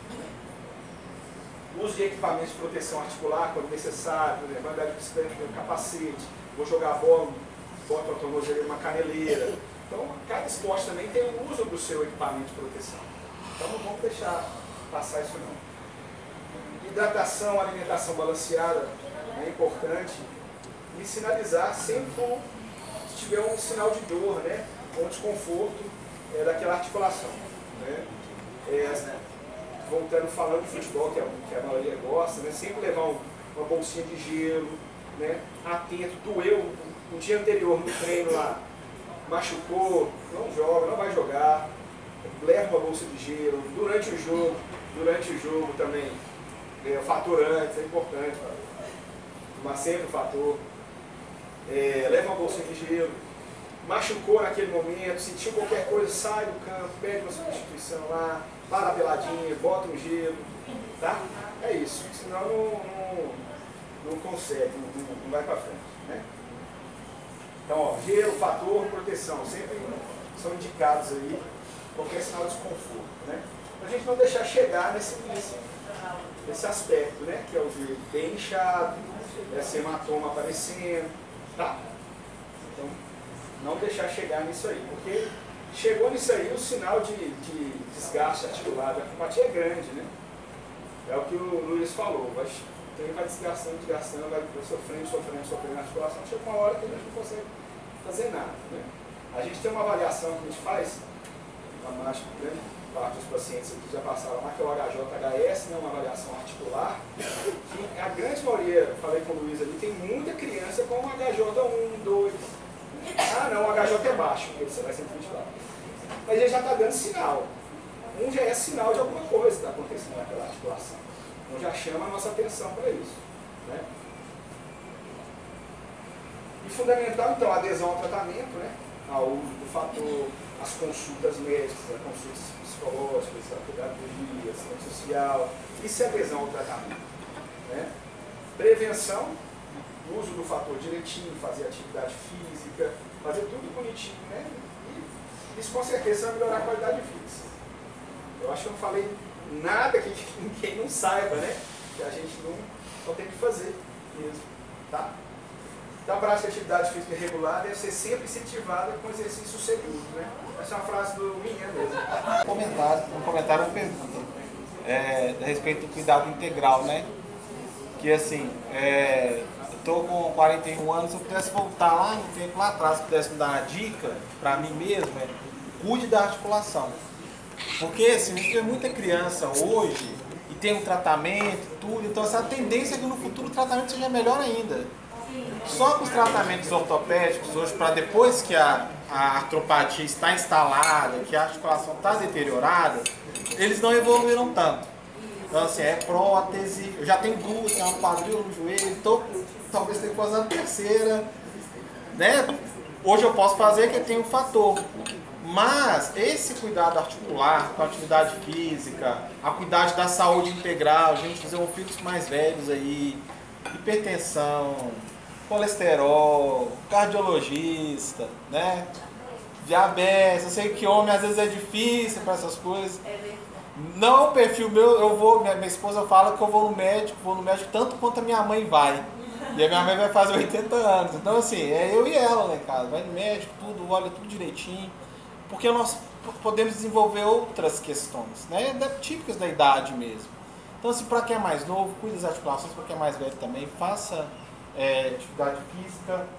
E uma dica que eu não sei se eu coloquei no grupo, eu não sei se você sabe, mas todo celular é possível cadastrar emergência. No desbloqueio de tela, a pessoa que não tem a senha, ela vem aqui embaixo em emergência, e se for um socorrista e estiver inconsciente, por exemplo, lá você pode colocar idade, altura, tipo sanguíneo, contatos para emergências, contatos, informações específicas, se tem hemofilia, que tipo de hemofilia, né? Pega a carteirinha e coloca essas informações no celular. Porque a gente tem o risco, né? Passar mal na rua. Todo mundo pode acontecer com qualquer pessoa. Passar mal, desmaiou, está inconsciente. Mas para quem tem alguma questão que exige um cuidado específico de hemofilia, é muito importante para o socorrista ter essas informações. Então tem essas informações na mão, né? Uma precaução. Assim, é um comentário que eu fazer. Complementando o que o Milton falou também, eu mandei fazer. Ah, e tem um cordão, gente, do girassol também. Eu mandei fazer um cordãozinho. Deixa eu conseguir tirar ele. É atrás aqui também tem as informações. Eu coloquei as informações na frente, tem o QR Code que tem as informações, né? Atrás aqui também tem as informações. As mesmas informações que tem na carteirinha da Hemominas. Que não pode tomar salicílico, todas as principais informações.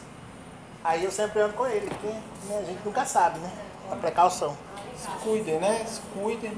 A gente não sabe quando as coisas podem acontecer. Eu estava em Lagoa da Prata uns meses atrás, fui mordido por piranha. Sangrou, aquela coisa, tive que fazer um toniquete no pé, voltar dirigindo, entendeu? Mas eu tinha ele comigo todas. E detalhe, antes de sair de casa eu tomei fator para fazer o passeio. Eu tomei fator, então assim, já vim direto pro João. Eu não sabia que eu ia machucar um sábado. Eu ia imaginar que a piranha arrancou um pedaço do meu pé, gente. Assim, fez um buraco no meu pé. Eu não imaginava que isso fosse acontecer. Vai andar a cavalo, toma um fator antes. Vai tomar, porque esse aí eu, por ter tomado fator, eu já vim direto pro João para dar ponto. Senão eu ia ter que tomar fator para depois. Aí o sangue, né? Sangue. Até se chegar lá, já ia perder sangue pra caramba. E aí agora eu quero fazer uma pergunta a respeito da fisioterapia. Porque a gente está em seu serviço de fisioterapia atualmente, né? E tem um concurso, a gente sabe do concurso. Eu queria saber se tem previsão para chegada dos profissionais de fisioterapia, que é até o que eu estou esperando para fazer essa terceira cirurgia. Um dos motivos de eu estar adiando um pouco é isso.